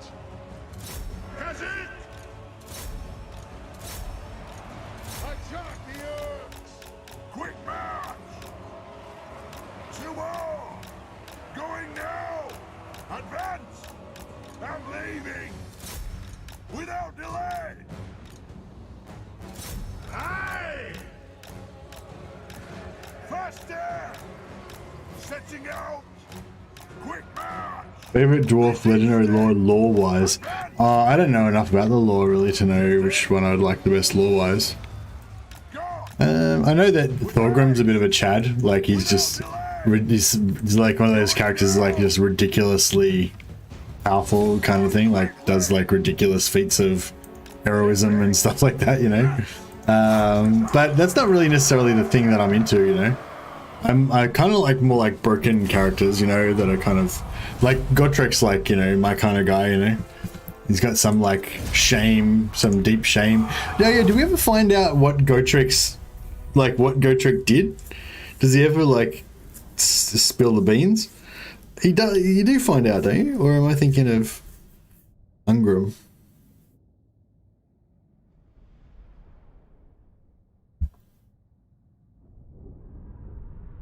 But yeah, I kind of like. I guess I like characters with shades of grey. I quite like Belegar. I guess I like Belegar because I feel sorry for him.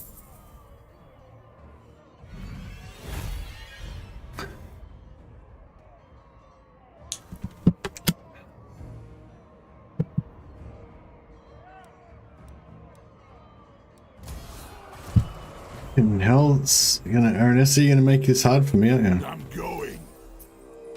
Lord of the... Oh! Shit. How the absolute fuck did her with 1% health kill out, like, wipe out all of my rangers? I'm gone. I'm serious? For fuck's sake. Belegar Ironhammer. True king of 8 peaks. Moving out. Very well, I will do as you ask.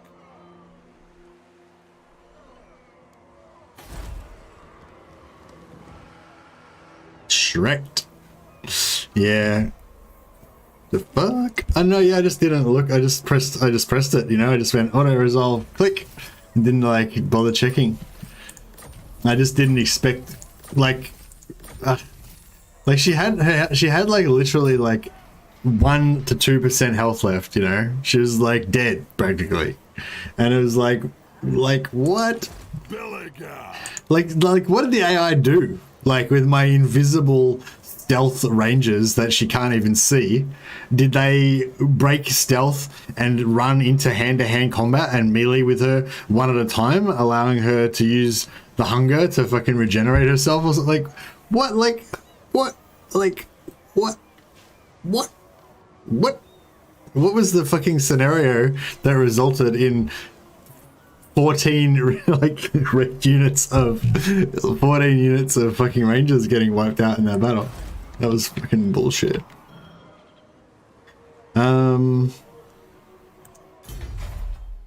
Jesus.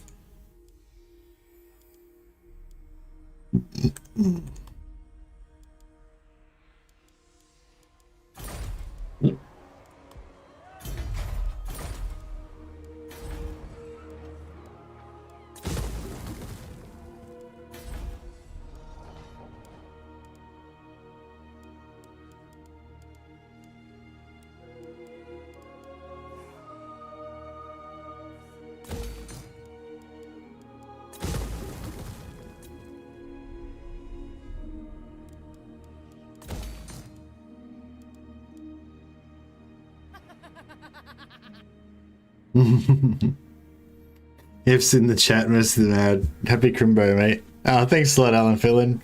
Appreciate the super chat, man. Much appreciated. And Merry Christmas to you. Happy Crimbo to you too.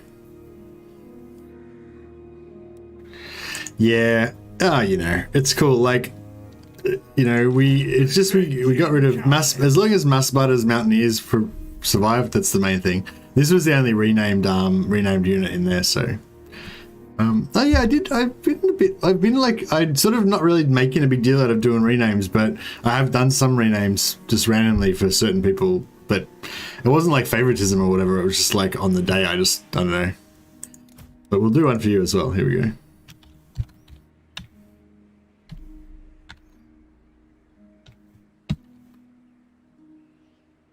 You're one of the survivors. There you go. And we gotta get Alexi in there as well. Who else did I miss? Oh, Ringar. Yeah, Ringar. Ringar's Rangers. Can't go wrong. Ringar's Ringers. Ringar's Rangers. So the reason why I'm naming these these arm units instead of heroes is because these heroes have all got like they're like legendary heroes, so I don't change their names. I could give you this guy, but he's less likely to die, whereas these guys are more likely to die, so I feel like it's more exciting. It's more exciting. I want you guys to get more out of it, you know, so it's more exciting for you if your guys die, I feel like.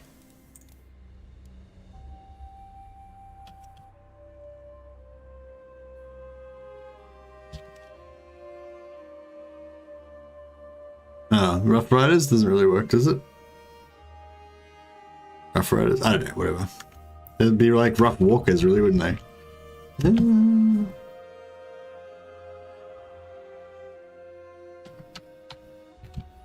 Wildmen, how about that? Or Wildlings. Alexi's Wildlings, boom. They're like feral mountain-dwelling dwarfs. I feel like there was more super chats today, but my chat doesn't go back that far. Wait up, I'll check my dashboard.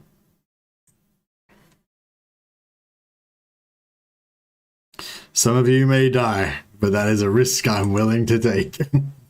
That's right. That's right.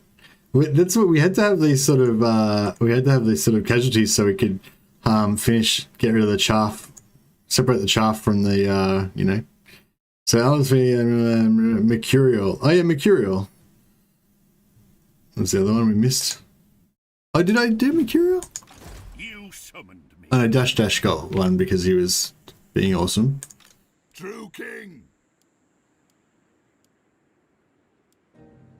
Alright, we'll rename this guy Mercurial. Snorri Mercury.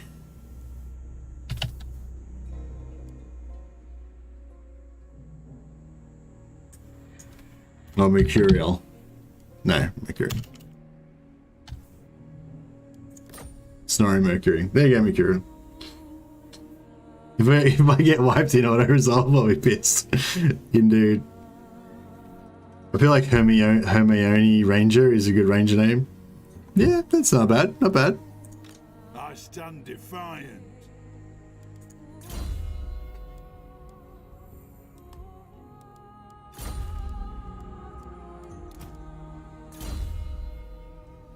I can't believe that she killed so many rangers. That was such bullshit.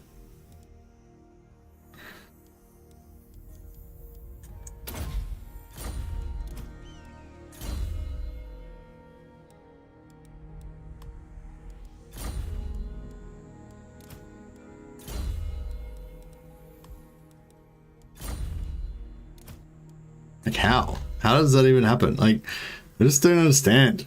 It's like, how's the, what?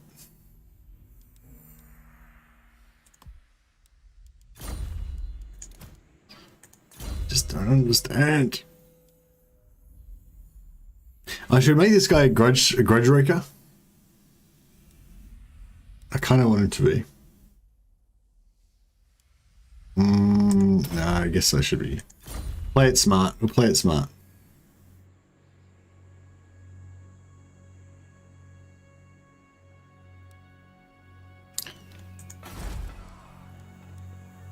Aranessa can get pretty tanky, can she?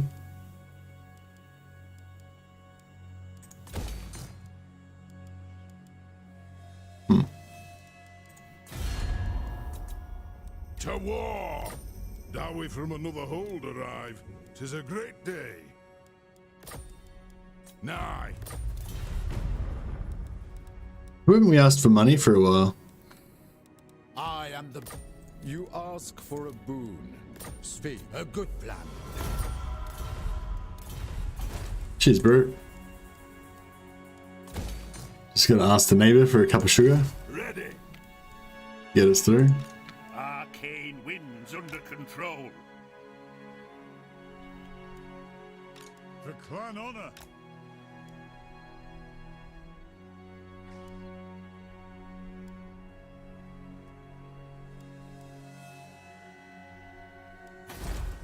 All right. I think we are good-ish. Hey, Bob Hayes. How you going, man?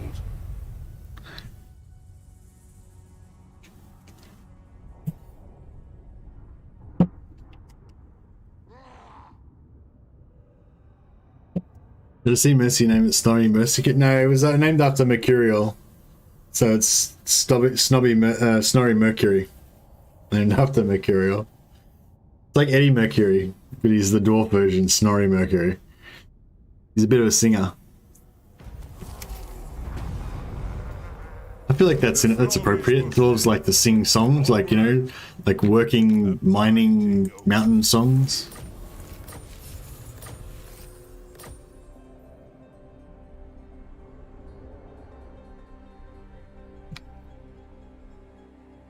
Watch. Forwards.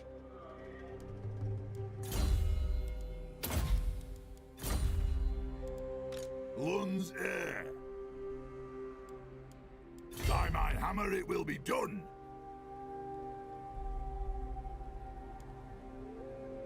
Setting forth.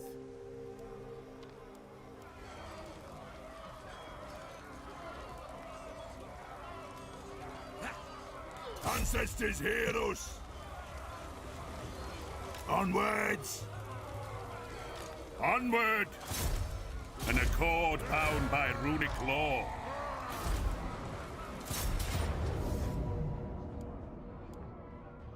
Ooh, this is a bit of an interesting one. I think we'll be fine, but yeah, it might be a bit hard. It might be interesting.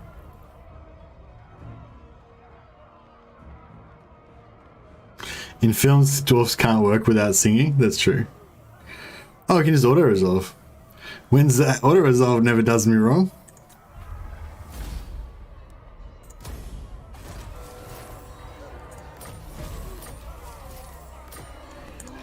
Belegar Ironhammer. True king of 8 peaks. Alright, cool.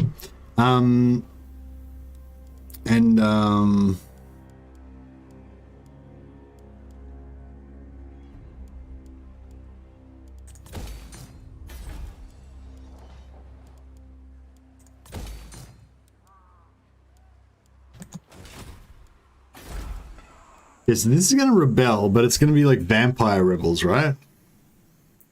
So we'll be fine.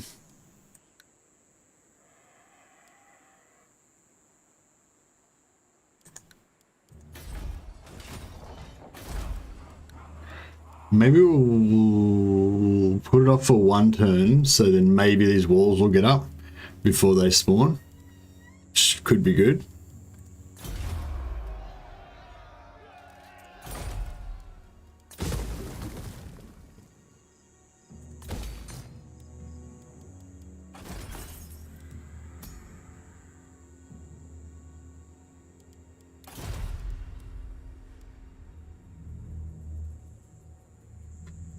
What's the first Warhammer 3 faction you're planning on streaming, Mr. Bat? I don't know. Dame was saying that maybe we should try to like stream different ones. So, you know, we might kind of work it out like with like we might be like, I don't know. I don't know if we're going to do that or not, but there was like a suggestion that we could sort of like choose one each or whatever, so that there's a variety, so that you guys can see all the different factions at once, rather than, you know, all of the streamers like having a favorite and all playing the same one or whatever. So I might, you know, go head to head with Dame. Like, you mean play with her in a multiplayer game.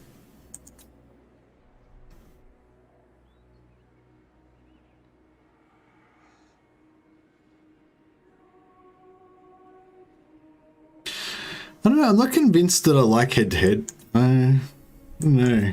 I do. I mean, last time I played it, I did really enjoy it. But I don't know. It's sort of like it's just, I don't know. I guess I'm just not a very competitive person. It's like whenever I do it, I feel like it's like with multiplayer. Like when I was playing multiplayer for a week there with Logic, I was like super into it. I was definitely planning on playing more of it afterwards, and you know, I was really enjoying it, and was, you know, just wanted to fight more battles, you know, and everything. But then as soon as I stopped playing it, I just had no real interest in doing it again. And that's kind of how I always am with multiplayer. Like whenever I play multiplayer, I always want to play more multiplayer. But as soon as I stop playing multiplayer, I just have no interest in it. You know, whereas single player campaigns, I always think of campaigns I want to play. Quite often, even like while I'm playing a campaign, I think of another campaign I want to play after that. Like I've always got this strong urge to like play campaigns. Whereas with multiplayer, it's sort of like going to the gym, you know? It's like when you're at the gym, you're like getting into it. You're like, yeah, this feels good. I feel strong. I want to keep doing it. And, you know, you want to go to the gym more. But then as soon as you have like a week off from the gym, you're like, yeah, I don't really want to go to the gym. You know? It's fun when you play Dame. I don't know. I've only played with Dame one time and I didn't have much fun at all. I don't know what you're basing that on. Oh, no. When I played in multiplayer, when I played against her in multiplayer, yeah, that was fun. That was fun. But when we played a campaign together, it wasn't much fun.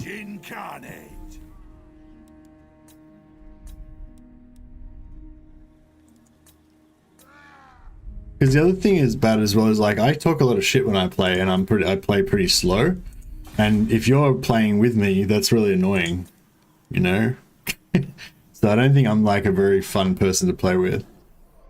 I mean, it's alright for like if you just want to hang out, you know. Like I think like Andrew Jones is a good co-op partner for me because he's super chilled out. He doesn't really care. Like he'll just hang out. You know, he doesn't really care if nothing happens. You know, whereas Dame's like very into the campaign herself. You know, so I think like it'd be very frustrating for her, like having to like listen to my bullshit. You know, when she's trying to play. Fun for us, yeah. I mean, I'd play like a multiplayer battle, like just a one-off multiplayer battle or something, or a couple of multiplayer battles or something like that. But campaigns, like, I don't know, campaigns take a long time, and if you're not having fun, it's like, fuck, now I've got to do this thing that I'm not enjoying for hours and hours, you know? It's like not really what you want. At least with the multiplayer battles, like, if you have a bad time, it's all over in like 5 minutes, so you don't have to worry about it anymore.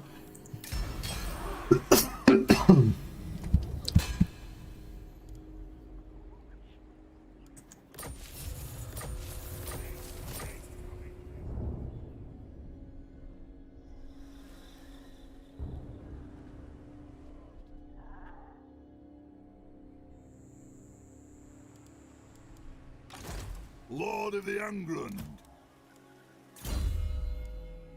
Yeah, I don't know. Maybe I should try to play another co-op with Dame. I don't know if she'd be interested, but like, yeah, I don't know. I really didn't have fun at all. Like last time we co-op together, and it wasn't Dame's fault. It was probably more my fault. But it just made me really not want to do it. Not want to do it again, you know, because I've got like a bad memory. Belegar Ironhammer.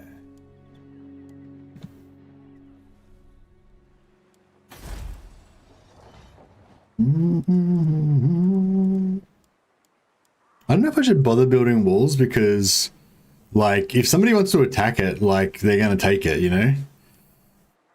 But I mean, the walls might save it, do like for one turn, maybe. I guess.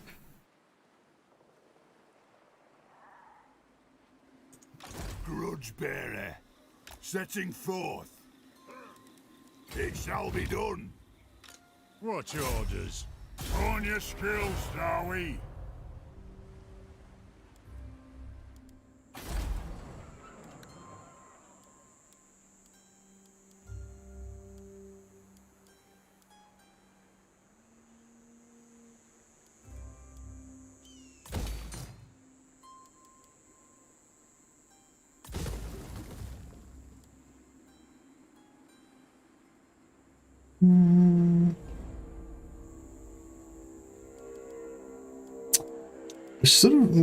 Yeah, I sort of need to put a hero here, don't I?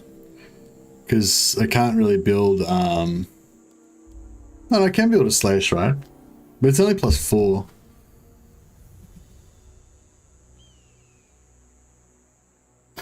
Yeah, I'd be interested in doing some multiplayer stuff in Warhammer 3 for sure. But again, it's like they'd have to drive it though, you know, like if Logic sort of came to me and said, "Hey, Mercy, I'm doing this multiplayer thing this weekend or whatever. Do you want to be in it or whatever?"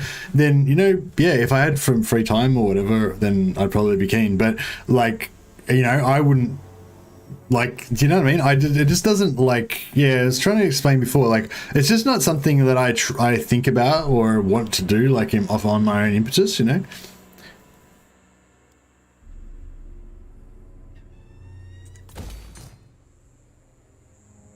It's like, I don't know, it's like going camping or going fucking hiking and going hiking in the mountains or some shit. Like, sure, if somebody was like, "Hey, we're going hiking in the mountains, you know, I've got a spare car spot, you want to jump in and come up for the afternoon to the mountains or something?" I'd be like, "Yeah, fuck, that sounds cool. Let's fucking go to the mountains, go hiking," you know? But I'm not like, you know, I'm just going to be sitting here playing Warhammer and just be like, "Fuck, maybe I should go hiking in the mountains." Like, I just, you know, it just doesn't, you know what I mean? Like, it's just not like a thing that my, you know, my body doesn't need that. Like, you basically. I think it's like that with Warhammer. Like, I don't need that, you know? It's nice enough or whatever, but it's not like something that I like crave for if I don't have it, you know?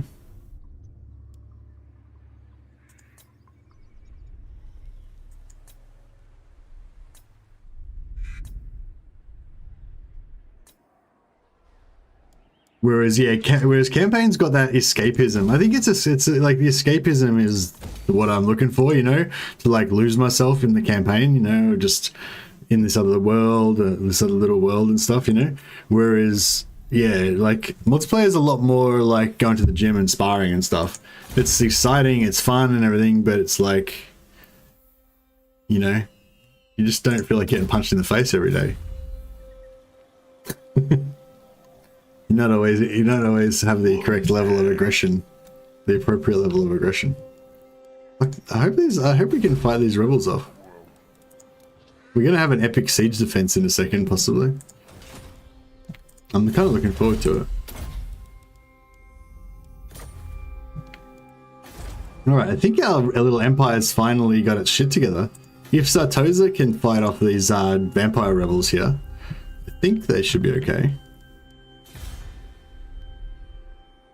Southern Grey Mountains. I don't know if I should bother building up Festus Spike or if I should just go for tier 4. Because we've already got tier 2 here, right? So we can just keep growing and go for tier 4.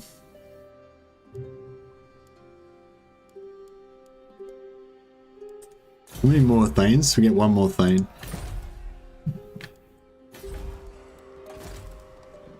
Grungni, yeah, I'll go Grungni Thane. Yes. And how many more? What else we got? 3. Oh yeah, we're full on heroes. Okay, cool. So now we can get rid of that.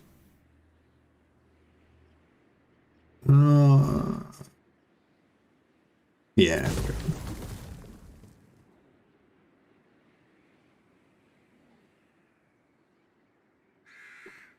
Yeah, no, like, yeah, it's like I said, I'm definitely keen to do some multiplayer if opportunity arises or whatever. Like, but yeah, I just don't really go out of my way to find opportunities to do it. You know what I mean?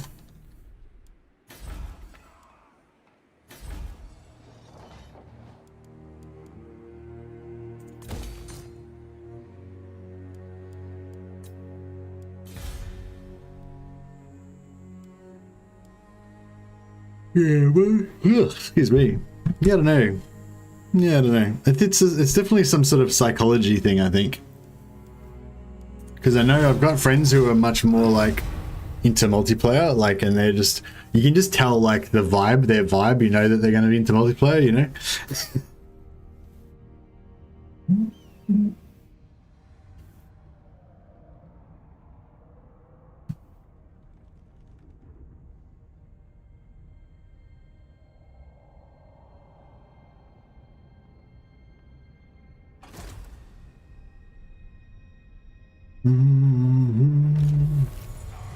So yeah, I'm hoping this rebellion will just attack Sartosa and get wiped.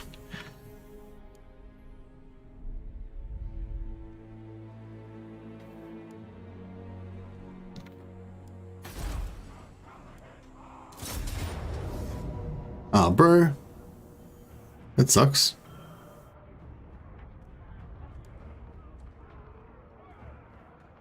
Shit.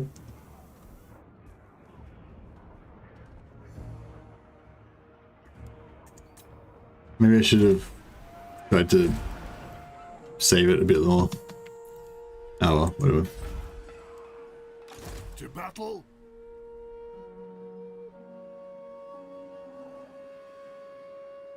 Journeying on. The throng is mustered. Strengthen the shield wall. Ha ha! Welcome, kin. How may the High King serve thee? Go on then.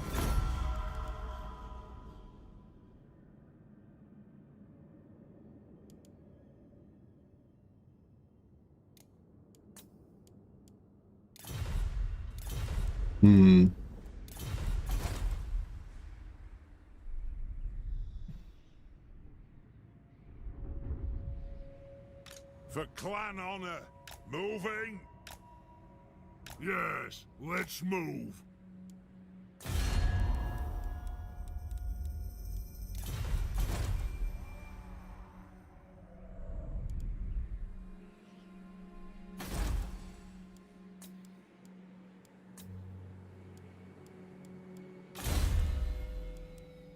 Yeah, so he's still alive. That's the main thing. Ulrich should be alive for a fair while.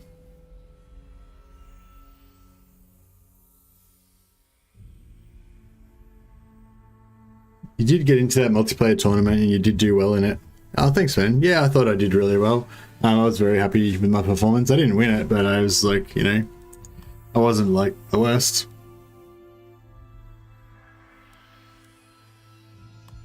But yeah, it's not even about being the best or the worst. It's just I felt like I played well in some of my battles. I felt like I learned a lot, and I thought I did well, you know. So yeah, I'd agree with that too.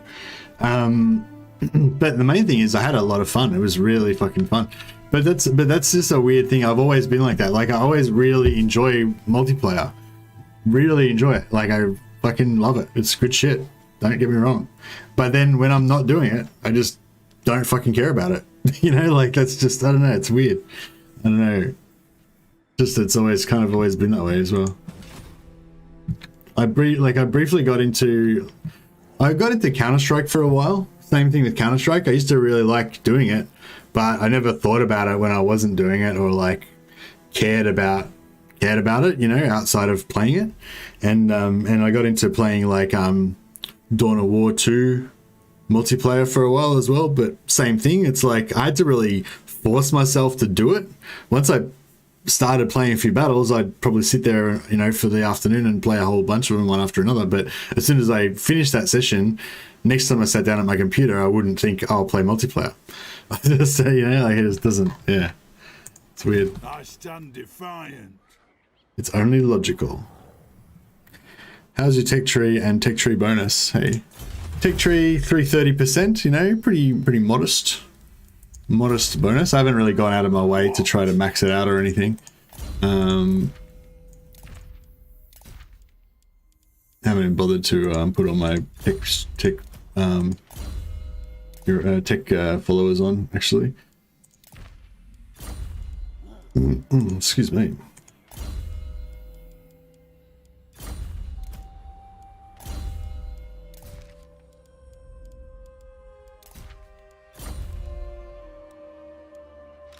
Belegar.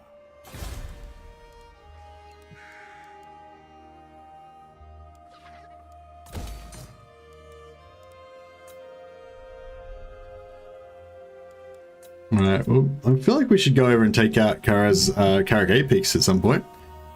We don't really need Sartosa. I mean, it'd be good to keep it, but I think as soon as we get these walls up, we'll be fine.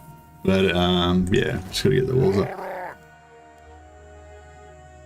Oh, they're still going to be... Oh, fuck. They're still going to be stronger. So we're probably going to lose Satoza. Oh, fuck it. We'll just take it back over later on.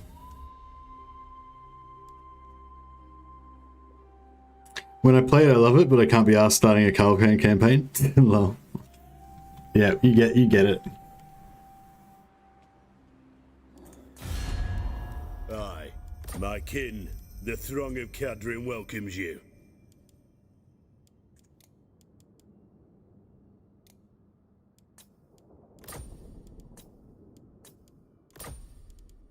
Fine. Ready? Oh yeah, he's digging us. He's digging us big time. He's all over our shit. Just got to get our faction strength up a bit and get his down a bit. You know what we could do, actually? We could set a bit of a trap for him. If we abandon Mount Squighorn, then he might resettle it, and then they'll drop his faction strength. We'll keep that as a little... the garrison's damaged, yeah. We could sally out anyway.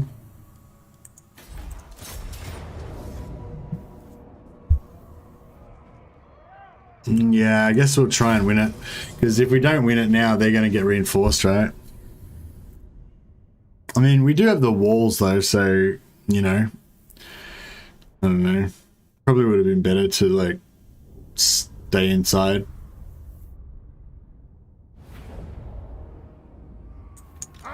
If we get defeated here, do we get wiped? Sure.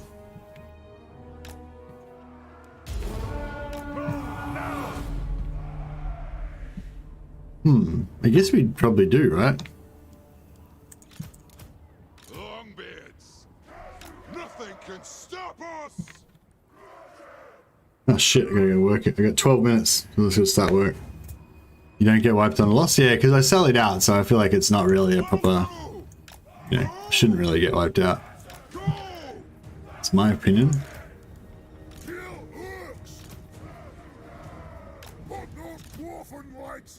Strike out! Range far, range fast! Move now! Strike out! Shield bearers, ho!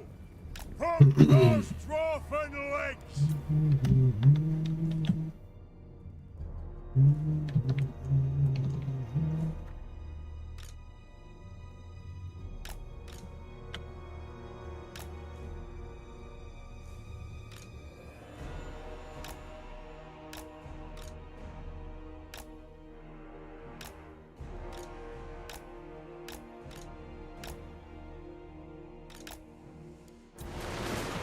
Ancestors watch!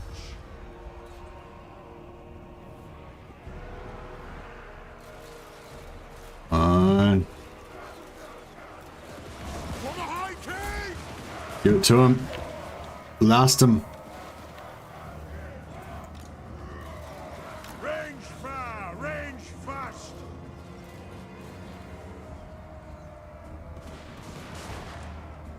Ha! Blow through! Doe! Halt!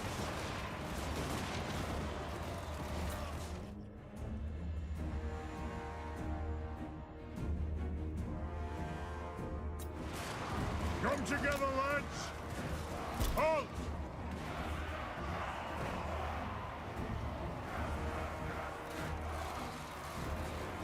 Fuck those ones. Kill this one. Let's start shooting!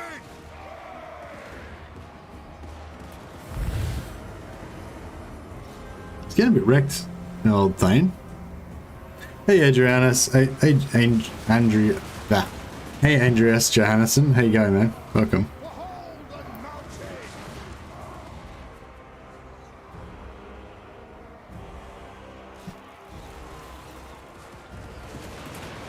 Bullets for their lord.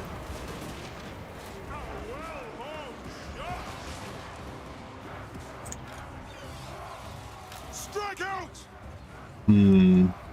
shit.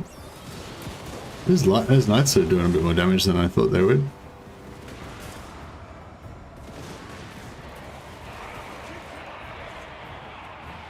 Move! Vengeance! Reach far, reach fast! Cut their heads! Plow through! More of vengeance! Axes out! For the Karas Anchor! We are relentless! Longbeard!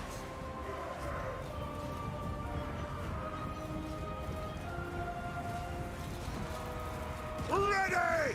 Castle! Longbeard!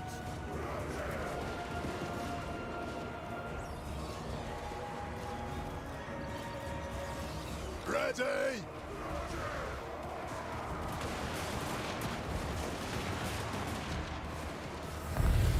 Everything's just dying way too slow. Like, die faster. Fuck. Thunderers! Pump those dwarven legs!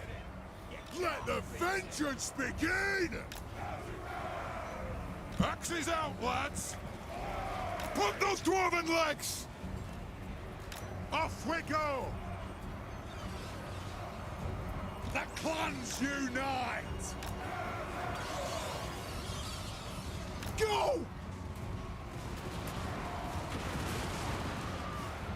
Come on. Blast him.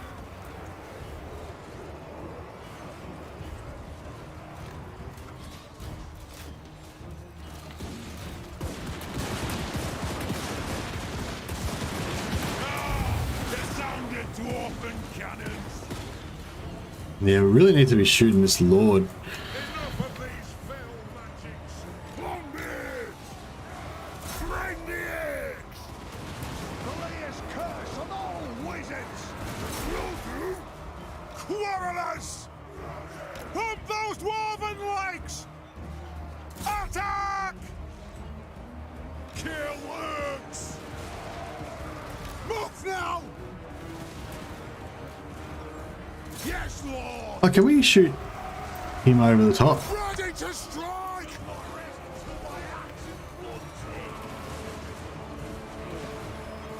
Maybe.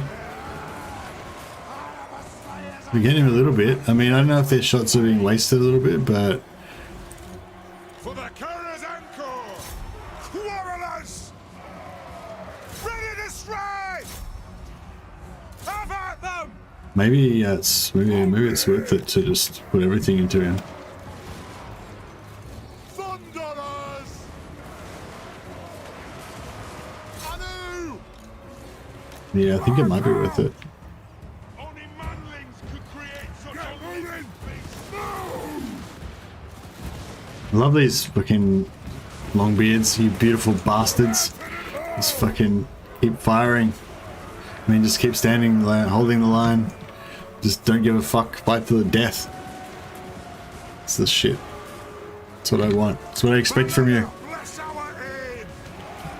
We demand blood! Oh shit, we're nearly out of ammo.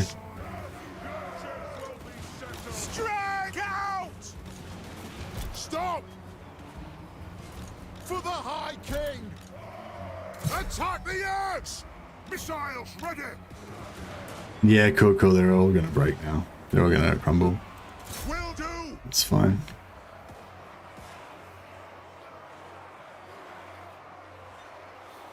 Thunderers! Slay everything without a beard! Aye, as you command! Move! Yeah, he's taller, yeah. Yeah, he is taller, yeah, that was it. He was able to shoot it over. I did it, I'm tired. Oh, hey, Dame. Oh, you did the full map completion? Congratulations, man. Well done. That's a really good effort. I don't think I've done that since, I think I did it once in Rome too. But that's it. It's the only time I've ever done it. It's a big, yeah, I've never done it in Warhammer.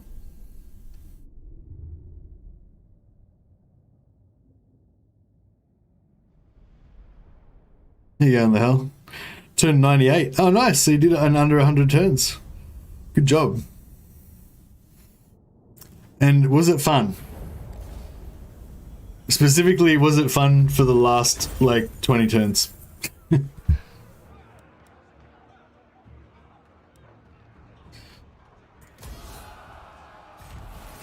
Alright, cool. Now, hopefully, this will, next time we get some rebels here, it'll be a lot better. Had fun because it was Beastman. Oh, really? But wasn't it, I don't know, don't you find it boring just having like all your armies being like archers and shit? I don't know, I don't know, well maybe I don't know, maybe I don't appreciate Beastmans. What's fun about Beastman? Remember challenge to disband armies on one side and recruit them where I needed them? Oh yeah, that's pretty cool. Yeah, I guess that whole like bureaucratic aspect of fighting like massive scale wars and you know, having things being global scale instead of you know, instead of, I don't know, whatever, instead of micro scale, I guess.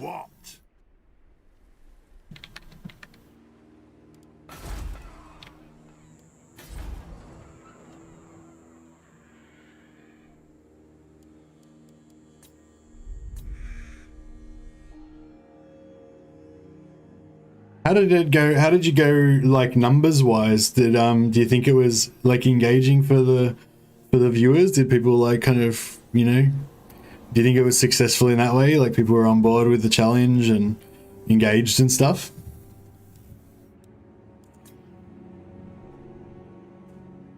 I don't know, I didn't really notice much about how many viewers you had when you were doing it, but it seemed, I think I saw one time you had a fair amount, I don't know.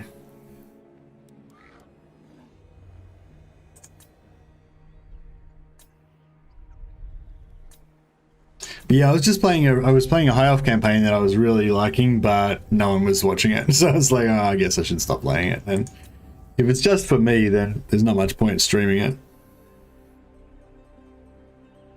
Flying cow murdering humans with his auras with big killing elven sword. It's fun. Oh, there you go. The hell enjoyed it.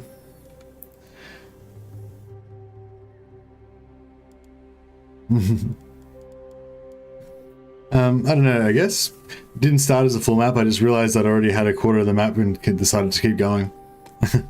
Yeah, nice. Yeah, it's like,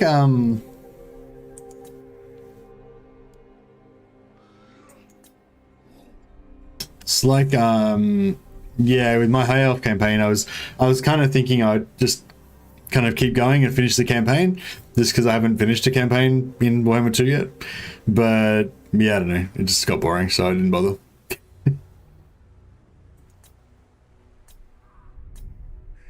Alright, I think we are good.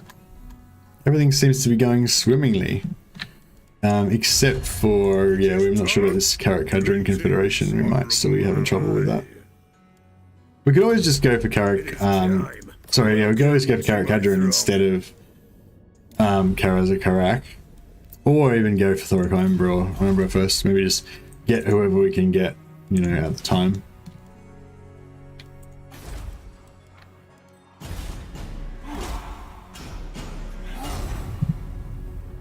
Oh yeah, I gotta go to work. Fuck. I totally forgot about work. Like I just started, my work time starts now. Cool. Alright, well, I better fuck off then. I'll just see if anyone else is,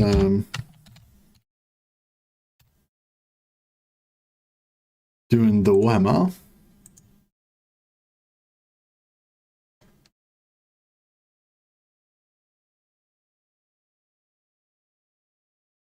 Some haze, egregious games. Sounds cool. Having a brothel as Britannia increases your control and gives you income, but it decreases your chivalry. Seems like cool guy. I don't know. So this is egregious games. He's only got 219 subscribers. Only 2 people watching him now. He's doing a co-op. So I guess they'd be like chatting a little bit about the game. You just heard a bit of his voice there. So if you want to help out a smaller streamer, try out a new stream in the Total War community, there's that. If you want brothels, yeah. Also, what do you call it? Anticity is doing still doing his This is Total War Carl Franz campaign, which is really cool. He's got a big crowd watching him. So if you want a more of a lively stream, you can go check him out. There's a link to Anticity's one. So you got a couple of choices there. You missed out on Dame's full map completion run if you want to see that, unfortunately, but you can watch the replay of that. Yeah, congratulations, Dame. Well done on the full map completion. And thanks everyone for watching the stream. I don't know if we'll do another one of these. Maybe I'll do one more to my brothels and collect monkeys in. That's it. I don't know if we'll do one more tomorrow or if we'll start the Christmas stream tomorrow. But yeah, we'll. Yeah, I'll either do one of these, one more of these, or we'll start Christmas stream tomorrow. But yeah. Anyway, catch you guys. I gotta go to work. Have a good one.